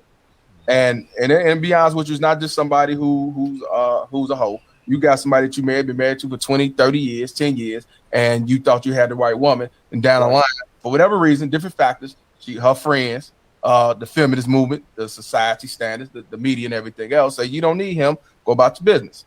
So we just have to do our due diligence to keep ourselves in order and know that we are first, we are the lead. We're not son husbands. We're not your robots. It's God first, men, then woman, and so on. Yes, sir. I agree with that. We definitely have to bring masculinity back. A lot of our sons are demasculated because they raised by baby mama terrorists. They put the father out the picture for failing relationships, and they set that son up for failure to be a son husband or to be emotional and not a thinker. This is why a lot of our boys are set up for failure now. This is why you got more simple forces than you have men. This is why you have more single mothers out here than you have mothers. You know what I mean? This is why you got more baby mama terrorists, because they raised by a baby mama terrorist mother. And usually the ones who do this alienation that run to the court system because they already had issues. So we as men got to investigate these women. Shout out to the brother. Shout out to the brother. I'm a Z for that $2 super sticker. He says an ex-foster kid, even aunties and grandmoms adopt for cash. Sadly, brother. And I appreciate it, brother, for that $2 super sticker. And you're correct. Guys, the link has been dropped. If you guys want to add to the conversation, feel free. But if not, I will continue to run this stream for a few more minutes, and then we're going to sign off. This has been a great show, but the essence of the show was talking about why men are becoming free agents, and if free agent lifestyle is a byproduct of fatalism, or is it pragmatism, meaning men are becoming more practical as they begin to deal with dating and marriage, as it doesn't appear to benefit men in these turbulent times. Women, just like women should investigate men and learn who you're dealing with, not because they look good, they got money, because they got light skin, a long hair, and all that stuff, or they got power, whatever you think you can get out of her, you're doing it for the wrong reason. Because when it's all said and done after the fact is when we realize, oh wow, she had issues with her mom. Oh wow, she was abused. Oh wow, she had the R charge. You know, she was got involved in some R situation, or she hate her father, and so on. We have to ask these questions to these individuals. Do you believe in child support? Do you believe in being submissive? Do you believe in marriage? Do you believe in alienation? How's your father? Do you know your father? You know what I'm saying? Is he the leader of the house? Because he could be there and he could be a simp sucker too. So you have to do your due diligence and know who you're dealing with. And women, you got to do the same thing. You wonder why this dude is beating you and everything else. You come to find out that he was being abused by his own mother. Right. You didn't know that because you saw him in the street and you say, oh man, he that thug dizzle. He looked good, you know, and I like them types. That's what I'm saying. We have to definitely change the laws in our mind in order to make change. So right. I totally agree with you. Mr. Palmer, I'm gracious, brother, for you. Look forward to coming on your show at some point because there are definitely some mental health issues that are going on in our community. And so Carnell got to go at some point too. So guys, listen, I want you guys, if you got any questions, shout out again to Mr. Palmer to come in on the show, ask questions to these expert panel guests, BGS, Mr. Palmer, and my man Gary Lynn Scott. Now, the question poses by my man before the billion. Shout out to my little Leo brother. What circumstances would you advise a man should he get to marry into this world? So listen, let me say this. In general, I really don't see the benefit of a man getting married in this current climate because the women of this current climate have not been socialized to be wives. And so what I mean by that, women of past were socialized to be wives. They were socialized to serve, be honorable, and to respect their husbands. But most women come into marriages now with an egalitarian construct where they feel things are equal when it's beneficial instead of more or less serving their men in the beauty of love and honor. So I would say because the ground is not fertile and the ground is barren, and because of the laws like paternity fraud, no fault divorce, and then child support, I personally, unless a man he got a properly vetted, I really don't see the benefit, unfortunately, of men getting married in this current country. I don't see the benefit because the numbers of getting a quality wife, in my opinion, are lower instead of being higher. So Gary Lynn Scott, give me your point. Is there a benefit for men to get married in this current system? Then I want Carnell to come in because he got to go at some point. I would like to clarify, if you don't mind, Moses, that yes, sir. It's all about the marriage license. Right. You got to understand that back in the day, we still got married without the marriage license. And our marriages, provided that we wasn't sold off, we came right out of slavery, right into the Reconstruction era, and we maintained our families without all of these legal documents. So it can be done. That's why you have states that came up with common law marriage, okay? Those states only recognize common law marriage so they could still take control of your relationship. So the thing is, the Amish, they are a perfect example, okay? They are totally separate from the government. They don't want anything to do with the government. They pay their taxes. The Bible say, render unto Caesar what is Caesar's. And that's exactly what they do. And they cut all ties with the state. They don't want nothing to do with them. They handle everything in-house. Their marriages, the births of the children. They keep up with their lineage. That's the same thing that we are supposed to be doing as men with our own communities. But yet we relinquish the control. We relinquish the leadership. And we say, hey, I'll just let the state do it because I'm lazy. That's what has happened to the church. That's what has happened to our society. As we come out of slavery through Reconstruction and Jim Crow, we've always been chasing what we perceive as a benefit to what our counterparts are doing. So we got to tear ourselves away from that. And I want to clarify, it's okay to be married. Marriage is great. Marriage still exists. Marriage has been around since the beginning of time. It's the marriage license that is not even biblical. Okay? We have to make a distinction. It's about that contract. That's what enslaves you into the system. You can go have a marriage. You can plan your wedding. You can go through the ceremony and invite all your community and family. And you can make your own notarized affidavit and hang it in your house and totally absolve yourself from any involvement with the state. You can hire you a private, I forget what you call the ladies that come to your house and help you have the babies. You can hire. All right, MC Recovery and Wellness. How you doing, brother? What's going on? And what do you think about this show? We're talking about the free agent lifestyle because MC Recovery and Wellness, there's a lot of meta madness going on. And meta comes from the word metacognitions. It means to think about thinking. But one would ask the question, what are modern men thinking about getting into relationships where the laws don't benefit them, where the communities don't really benefit them, and where the women many times challenge them? What's your take on the stream? And are you a free agent? Do you believe in the free agent lifestyle philosophy, or do you believe in dating in modern times that lead to marriage? What's your take? Hold tight. There you go, brother. I'm sorry. Go ahead. That's a deep question because your show had a lot Appreciate it, man. of information in there, and then I went to a meeting and they was talking about the shooting and stuff today that we've been having. Right. And then I spoke with somebody, and then they talking about the homelessness, and that's where I'm thinking a lot of this madness came from. From what your show was talking about with these laws and child support law, and if you add the caveat of what Kevin Samuels was talking about, that they make more money by keeping us separated, and then that's just like you do, by keeping us separated, because we entering into these marriages, and I'm afraid to go to marriages because of the people I grew up with that was in failed marriages. They met these women on campus at clubs, and then the marriages, they don't last for 3 or even 2 years, and then next thing you know, they're on child support. Right. And I'm one of the I'm one of the Generation X where I only got one side of the story, the mama side of the story. I don't have the daddy side of the story.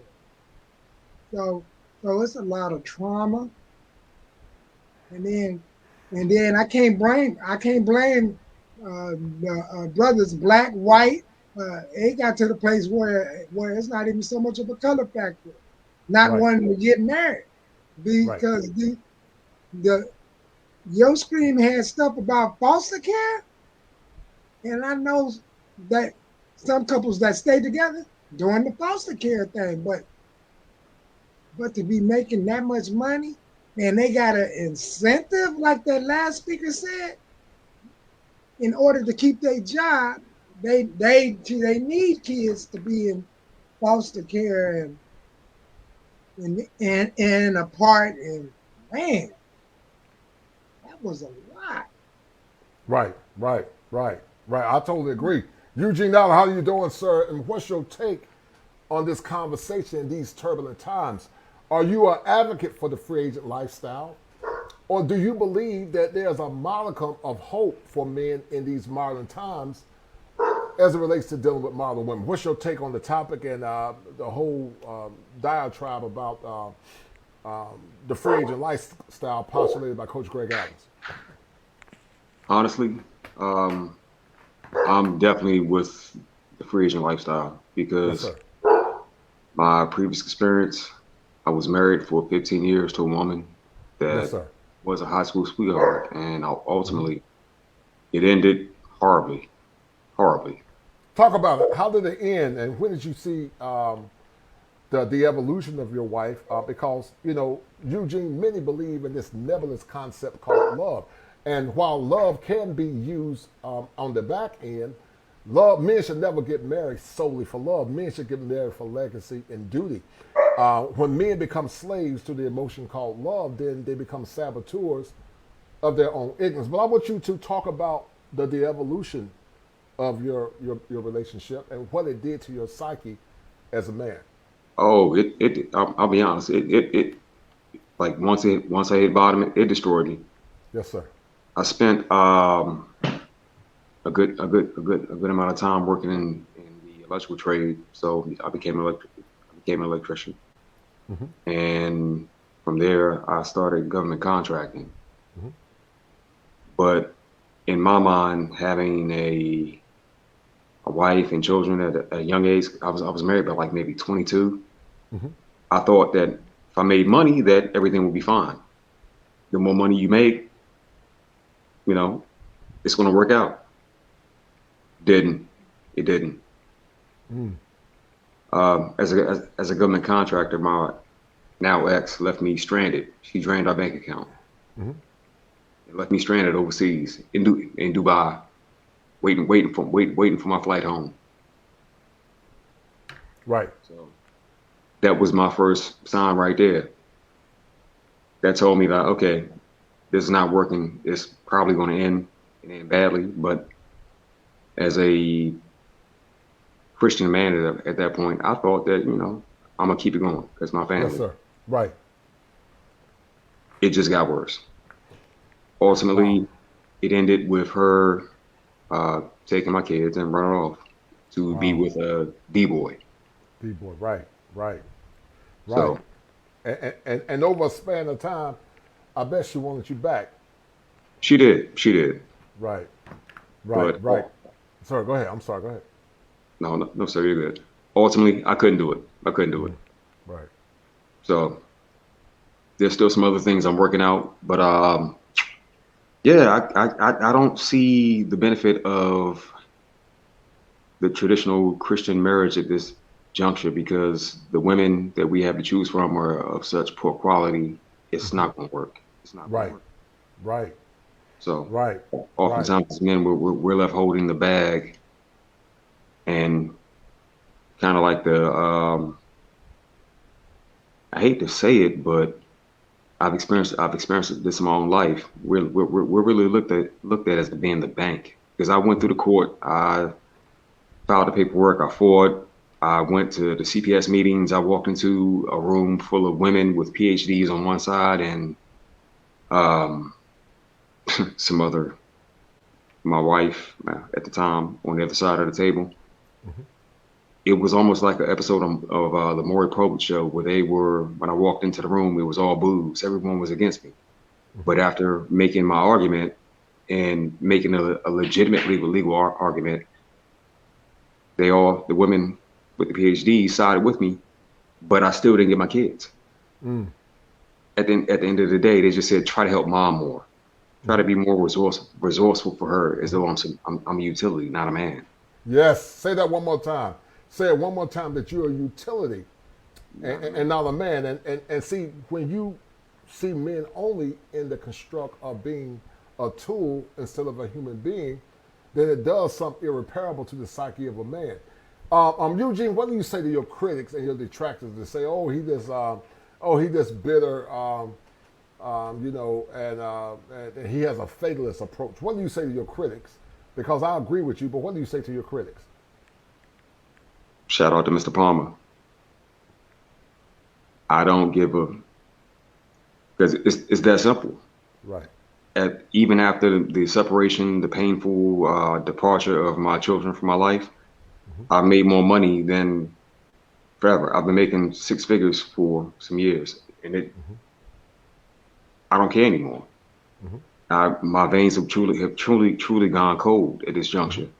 Mm-hmm. Because like I can't do anything until they turn 18, and if they turn 18 and they choose to be a part of my life, then cool. If not, then it is what it is. I can't stop it.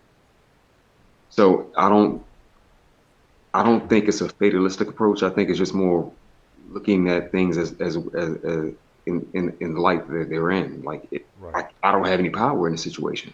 Mm-hmm. So mm-hmm. ultimately, it's just me, one man, with my issues. I don't have the resources to fight the state and still be successful. So talk about some of the things, Eugene, that you went through mentally, man. And then I want to ask MC Recovery and Wellness. But let's talk about some of the mental health distresses. How did you cope? Did you cope by drinking? Did you cope by sex? Did you cope by becoming angry and aggressive? How did you cope when you were dealing with this mental health crisis? It broke me. For a while, I drank. Then, of course, women. But at the end of the day, nothing was able to repair that hole in my heart. So I just decided to, you know what, I woke up. I kind of woke up one day and was like, I'm done. I'm done. I'm done. Wow. Mr. Palmer often plays George Burns. I get why, because as a man, as a Christian man, you have a certain ideal as to how life should be, and how everything should operate and function. But once that's taken away from you, there's no amount of ministry or comfort the preacher can give you, because at the end of the day, he has his family, he has his money, he has his congregation, he has his support system. It's just you. Yes, sir. Yes, sir. I totally agree. And man, that's why I do what I do as a licensed therapist. I grew up in the church. I see things for what it is. I don't think that the modern church is actually addressing the pain and the struggles of men. I believe that the Bible is a powerful book, very red pill if you apply it correctly. But sadly, some of these men care more about mammon than they care about the mental well-being of men. And when you minimize the pain of our men, then it does something irreparable to the psyche of a man. I'm going to ask you a question. I'm going to ask MC Recovery and Wellness. Do you believe in this nebulous concept called love? And if not, tell me why.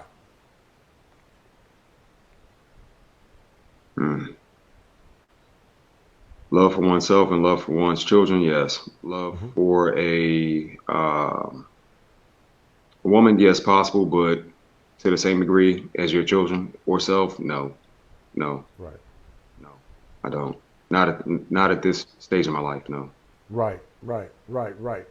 MC Recovery and Wellness, what's your take on this nebulous concept called love, brother?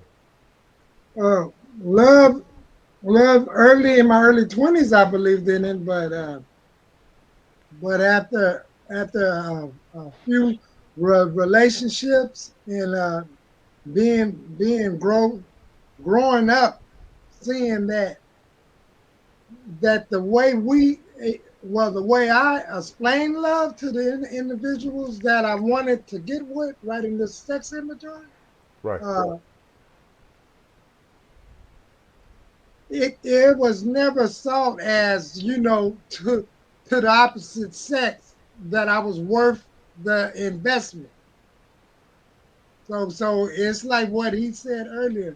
It's more like we are literally being looked at as a utility when it comes down to, like, sex, what you got, where we can go and stuff like that.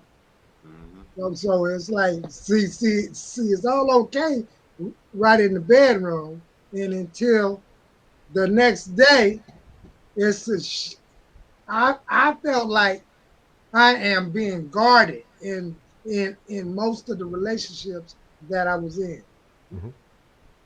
It's like every time I'm out of this individual site, and when I come back, it is presumably that what you was doing, who you was looking at, type of thing.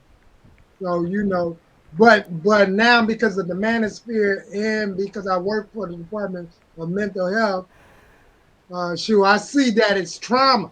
So I kept connecting myself with individuals that had that was able to cloak their issues, and until we had sex, then everything came out. Right. So you use sex as a coping mechanism. Right. But the female did too. So it's like, as soon as I had sex with them, it was another human being that is like, where you come from? But before the sex, that's who I really wanted to be with. Right.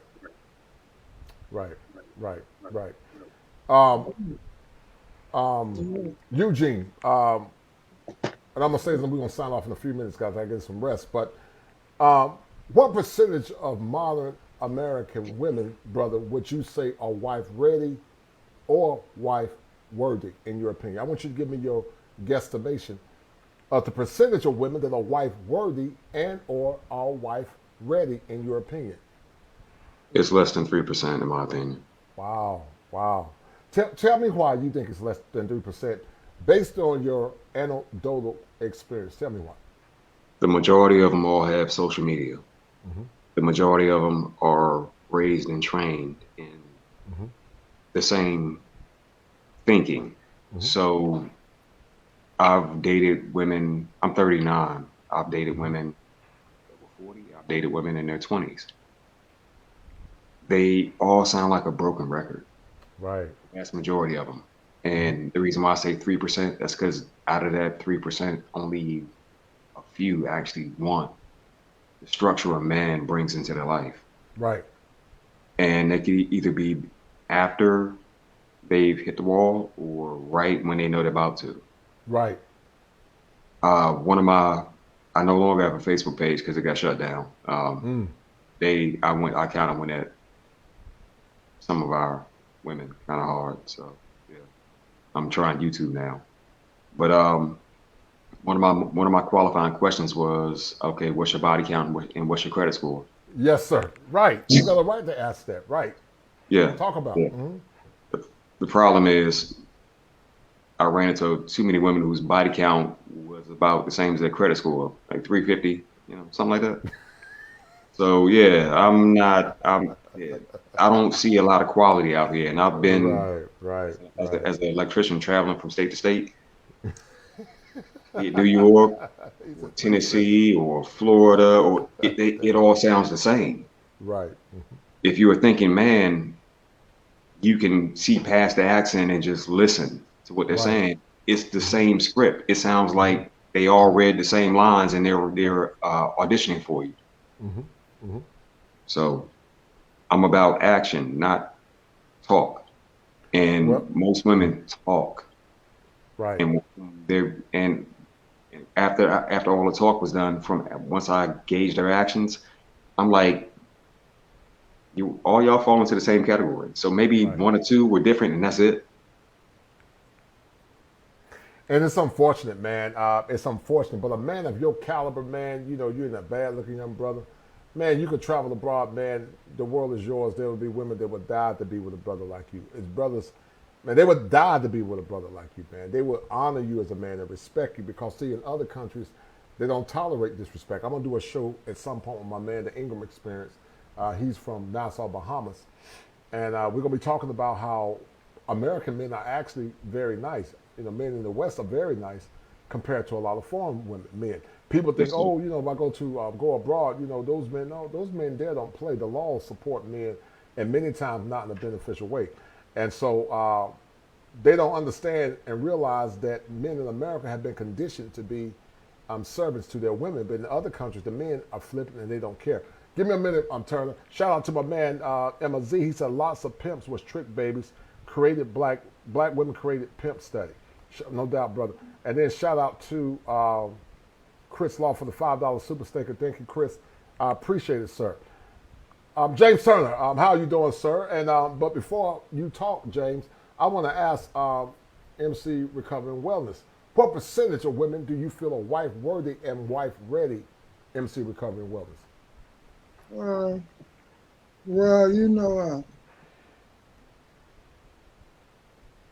I'm gonna say 5% only. Shit ain't no high number. 5, and I'm only saying 5 is because a lot of them got some girlfriends. So I'm only saying 5%. 5%. Well, Mr. Turner is making some power moves, man, and we're gonna take you.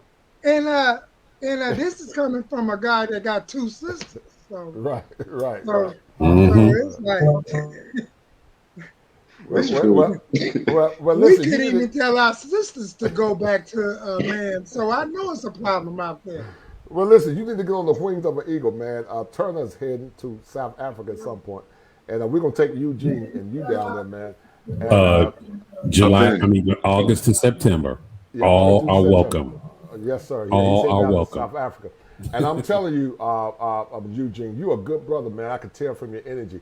You're striving to live right, then you got a Judeo-Christian background. And And I'm telling you, brother, you can find you a virgin in South Africa. You can find them. You can get you a dowry and get you. No, I'm not joking. I'm dead serious. I know Sweet Lulu Bean. I've been in contact with. You can get the woman of your dream. Go ahead. I would prefer to either go to Ethiopia, where my family's from, or maybe. Okay. Oh, you from Ethiopia? That's all good. Yeah, Ethiopia too. Okay. Yeah, Ethiopia. I didn't know you were fans from Ethiopia. They be rocking. I had fun. I had fun at film festival with them. Yeah, they definitely kosher in Ethiopia, man. They got some beautiful women in Ethiopia, man. But Turner, how would you like to answer the conversation real quick? Many will say that the free agent lifestyle. We did a show, and shout out to my man Dr. Ron Neal, and he felt that I don't know, the Coach Greg was more on a little negative, and I see his position. I respect it. But I tend to agree more with Coach Greg. I think men that have been married, I think the men that have never been married, they don't get it. They can see it from a cerebral perspective, or more or less a surface level, but they don't see it more in depth. But you were married, Mr. Turner, and I want you to talk about in less than 3 minutes and you don't have to share all your personal information, but what marriage did to you mentally. And do you believe that the free agent lifestyle is pragmatism or is it fatalism? First of all, Coach, I want to say, man, that this particular show was absolutely breathtaking. It was on point, brother. For I appreciate real. It, man. A lot of gems you dropped on this one. Well, hold tight, because this is what I wanted to do. Hold on. Fire for your eyes. Hold on, I don't know what's going on, man. This stream is slow, man. Hold on a minute. Fire for your eyes. The kosher tradition. I had to drop some fire for your mind, man. I appreciate that. As long as you don't start singing, brother. But anyway, I won't get into that. Go ahead, man. Man, it's as far as marriage was concerned, it just about wiped me out. It was the thing that really devastated me was that my wife tried to say that I was abusing her when I actually was not abusing her. Mm-hmm.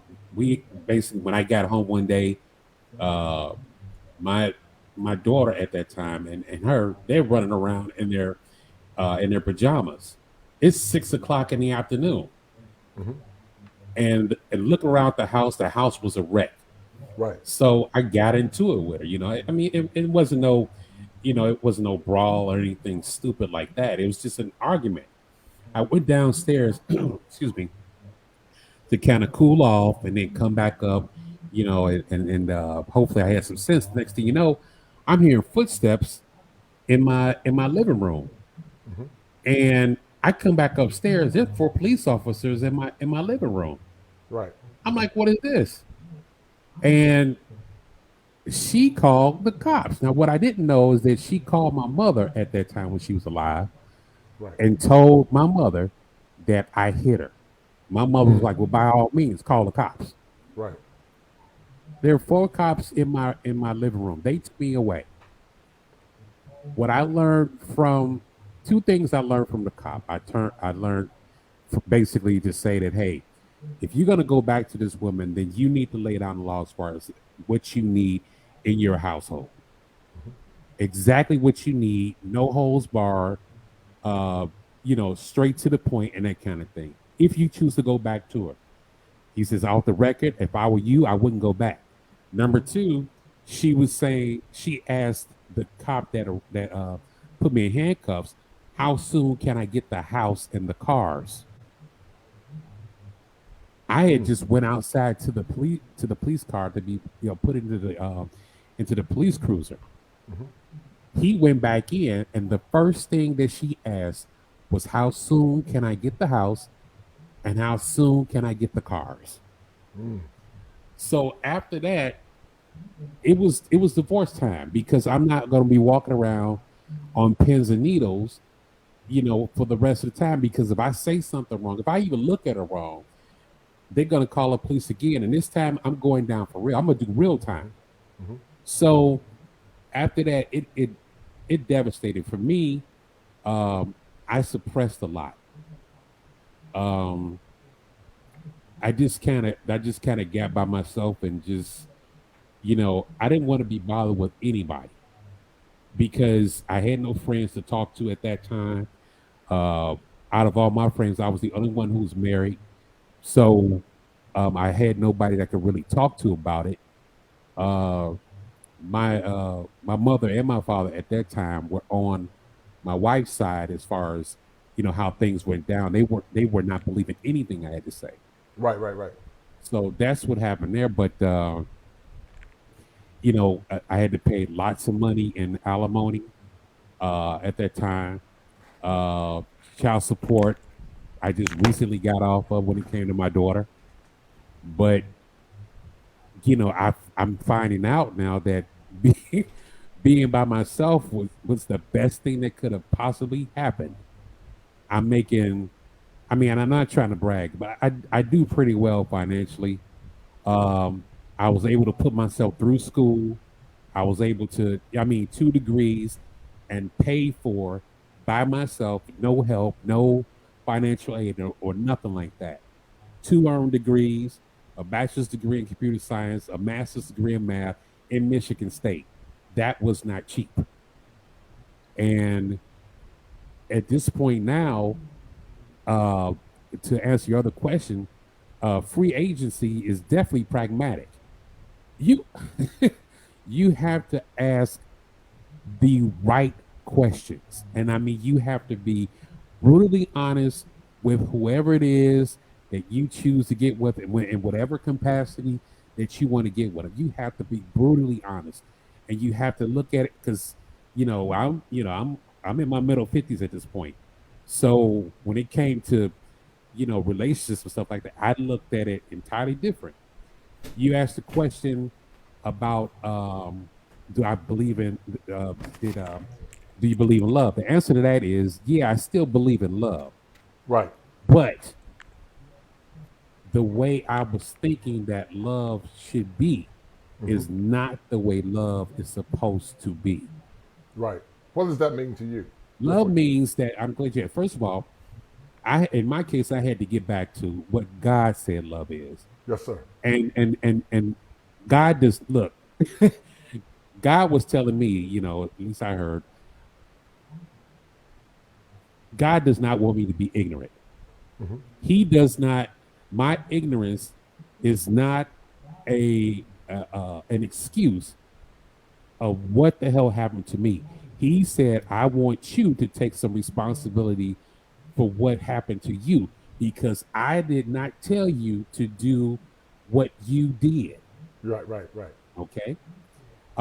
So with that, I had to, and I'm still continuing now to truly learn how to love myself, and no time for victimization, no time for that. Right. Not anymore. What happens to me or what doesn't happen to me is because of me, period. Nobody else is going to have that kind of control, over me, over my self-esteem, over my life, anything like that. It's not going to happen anymore. Because for one thing, I can't afford it to happen. Secondly, right. I don't feel the same way I did when I was married back in my 30s. Yes, sir. Right. So yeah. Sorry, it's longer than 3 minutes, but. No, you're fine. You're fine. Shout out to my man, a man supported men super sticker for that $9 super sticker. And guys, these conversations are important because we gotta raise the mantle of masculinity. It makes me feel sad when I listen to Eugene Allen. This man is a man of faith, and when men fall in love, man, it's dangerous. It can be because a man has been impregnated by the concept called love. Men get impregnated through their mind. Women get impregnated by the seed of man.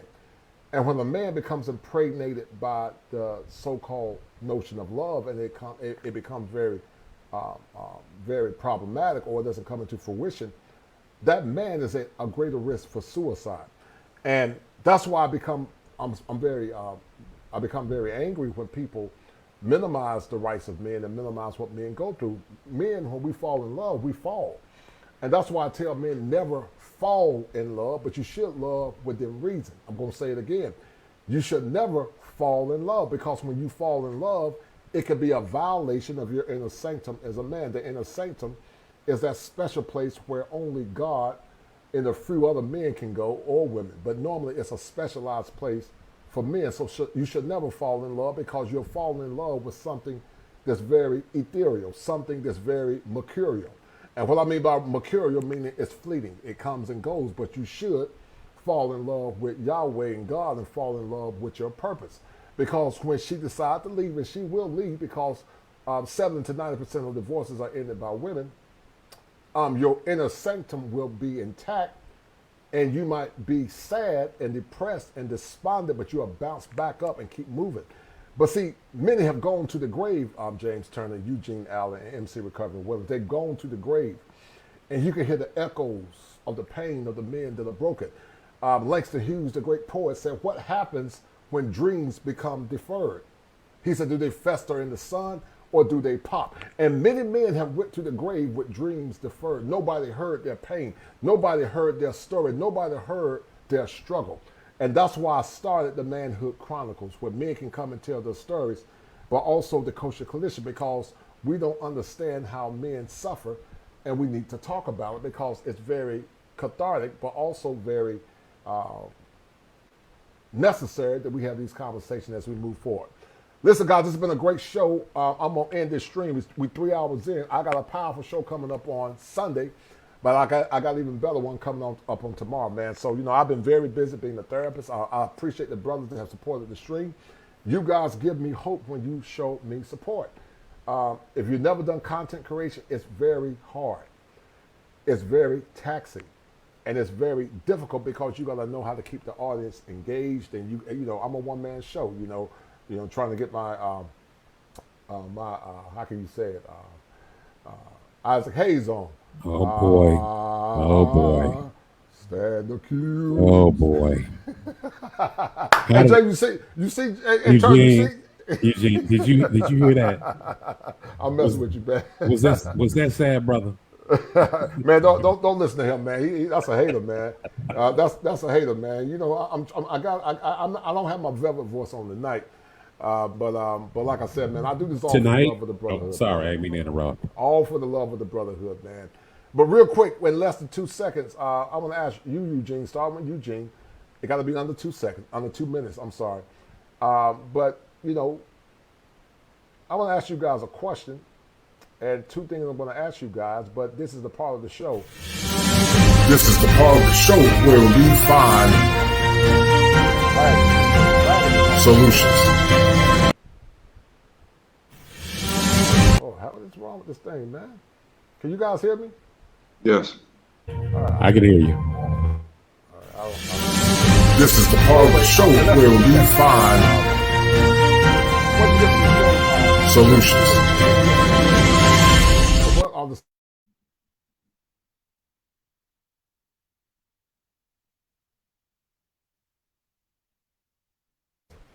All right, but yeah. So, what did you get from the show, Eugene, and what are the solutions moving forward, brother?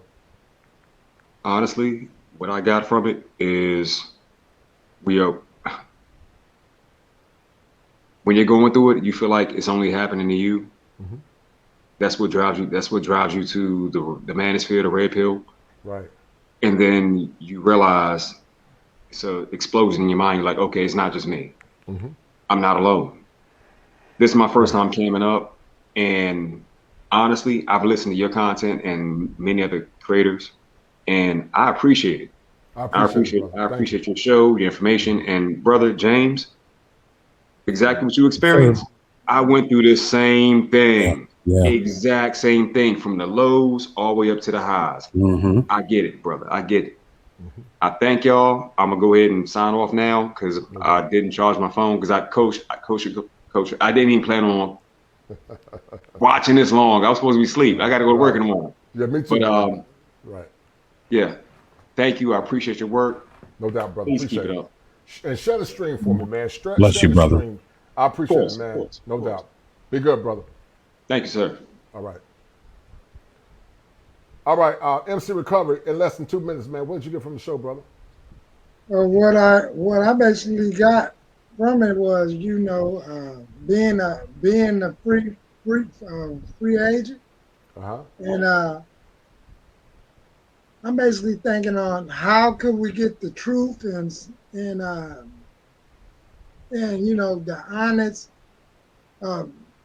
honest opinion or value from our women to enter into these relationships with us with a much better mindset, as building a legacy.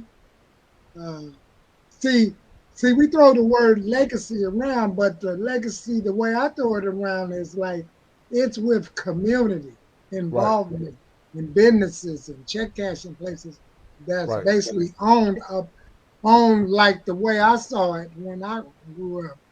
I saw black supermarkets and stuff being built, and everything just vanished. So that's basically what I got from the stream. And in 2 more days, I'm gonna be 58 Sunday. So all right. Yep, and then my stepfather is gonna be 93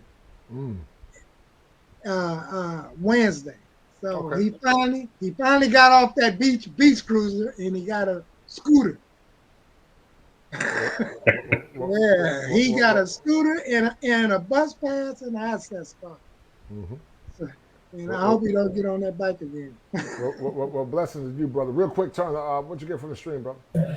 Real quick, man. And that's a nice mic, by the way, man. I don't know what you got. The brothers said they like your mic. You got a Shure mic? Me? Yeah, it's very clear. I don't think this thing is old enough to vote.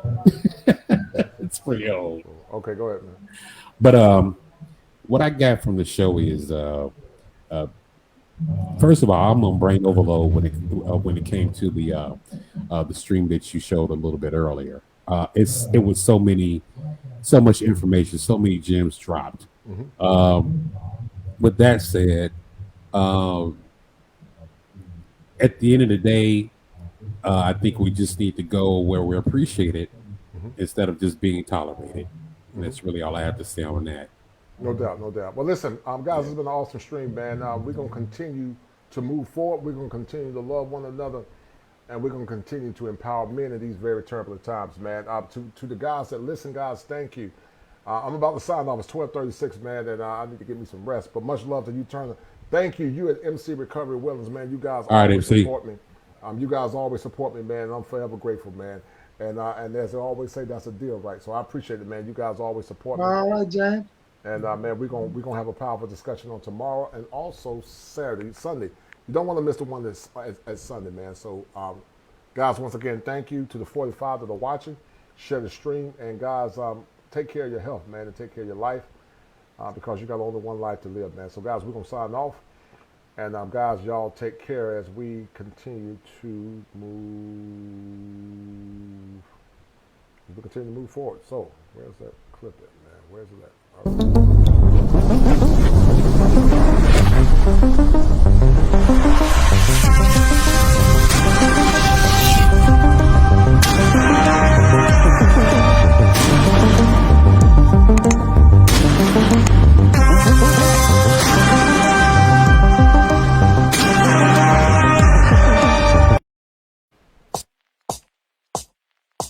Remember those days, those L's, I couldn't sleep right now. I get paid, vacay, I'm staying B-side. Breaking the blues over steak, I gotta eat right. You could be my peace sign. I don't need bad energy around me. I just need sun, you're so cloudy. I wake up good, you're so grouchy. Please get from around me. When the truth don't work, you start telling lies. Thought you were down to ride, you weren't down to ride. Caught switching, you were picking sides. Don't blink, caught slipping like a slip and slide. I was shooting dice till I got a nosebleed. Money on the floor, can't get cold feet. Took an L, should've put it in the offering. Lord, forgive me for my sins, don't know of me. Scary thoughts, I got scary thoughts. Lost control, now I'm taking charge. Breaking bills, friends breaking off. You could be the youngest, I'm the dawn. Kiss the ring, nah. In the scene like GOT. Stay awake, don't sleep. Like Jon Snow get R.I.P. Remember those days, those L's, I couldn't sleep right now. I get paid, vacay, I'm staying B-side. Breaking the blues over steak, I gotta eat right. You could be my peace sign. I don't need that energy around me. I just need sun, you're so cloudy. I wake up good, you're so grouchy. Please get from around me. Just me, myself, and I, my favorite threesome. The cars I drive by, I never lease them. They say if you can't beat them, then you join them. That's no option, I don't join, I always beat them. I was fake, it had to find me. Now I'm on beat, skating like I'm grinding. L hit me, said it's all about the timing. If you want the vision, get to spinning. My mama told me trust in God, it's never limits. Now I'm on the scoreboard, running up the digits. I put in work, you know I'm up to get it. Early bird gets the worm and the Yankee fitted. Like, whoa, bags under my eyes and you know. Won't complain, I'm tired, I'm on go. For that grip, 10 toes till they swole. For that grip, 10 toes till they swole. Remember those days, those L's, I couldn't sleep right now. I get paid, vacay, I'm staying B-side. Breaking the blues over steak, I gotta eat right. You could be my peace sign. I don't need that energy around me. I just need sun, you're so cloudy. I wake up good, you're so grouchy. Please get from around me.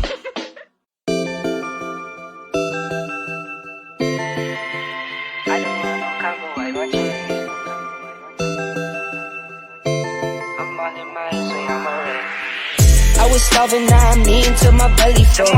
From up north, we get cold, you need a heavy coat. Scared to end up on the shirt before it's centerfold. Devil on my back, target on me, deadly too. Play the keys, don't tweet. It's my peace, don't speak. 24, no sleep. This is real, no tweet. My bros for life, can't break this late. Family on my side, baby stay around me. I don't want no combo, I want checks. I don't want the second, I want this.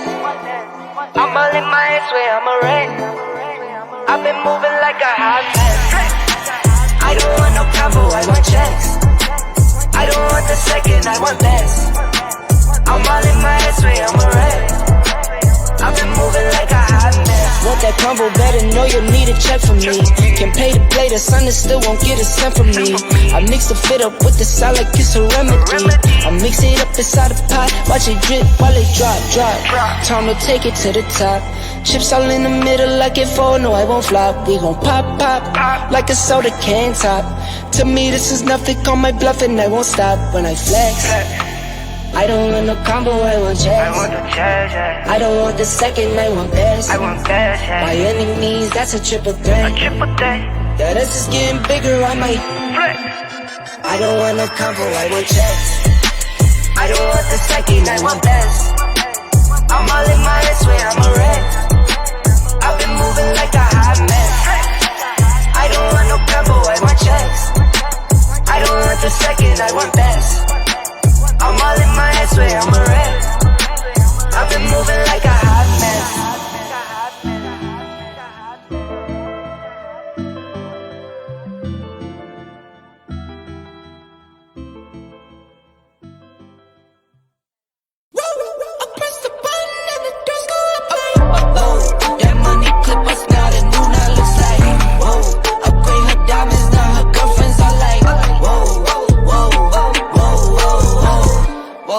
I hit record a drop, you can't ignore it. I'm transforming now these cars and planes, I'm always boarding. Just out touring down in Charlotte like I play for Hornets. When I'm performing, never boring, now you can't afford it. Champagne Perrier, Finnish friends on my face, looking like I'm from the deep. These no Cartiers, pockets deep, bro. I can make it in my seat, bro. Do you, I'm doing me, bro. Making noise, use a peak, bro. Whoa, I press the button and the doors go off like. That money clip was not a new, now looks like.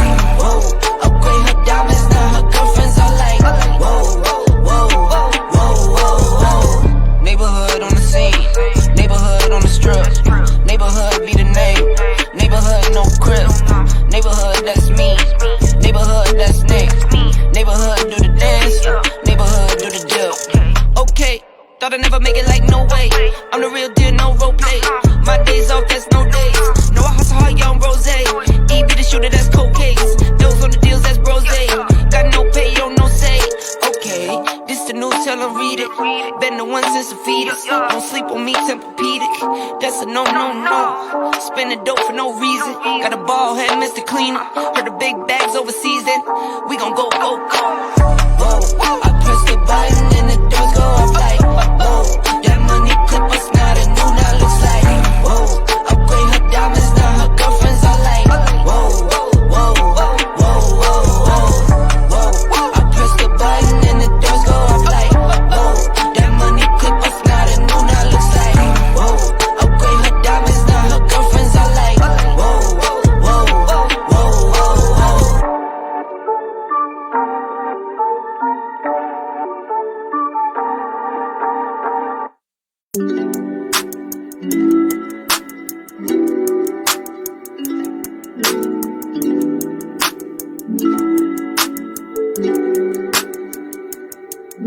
They know, they know, they know, they know, they know, they know, they know, they know, they know, they know, they know, they know, they know, they know.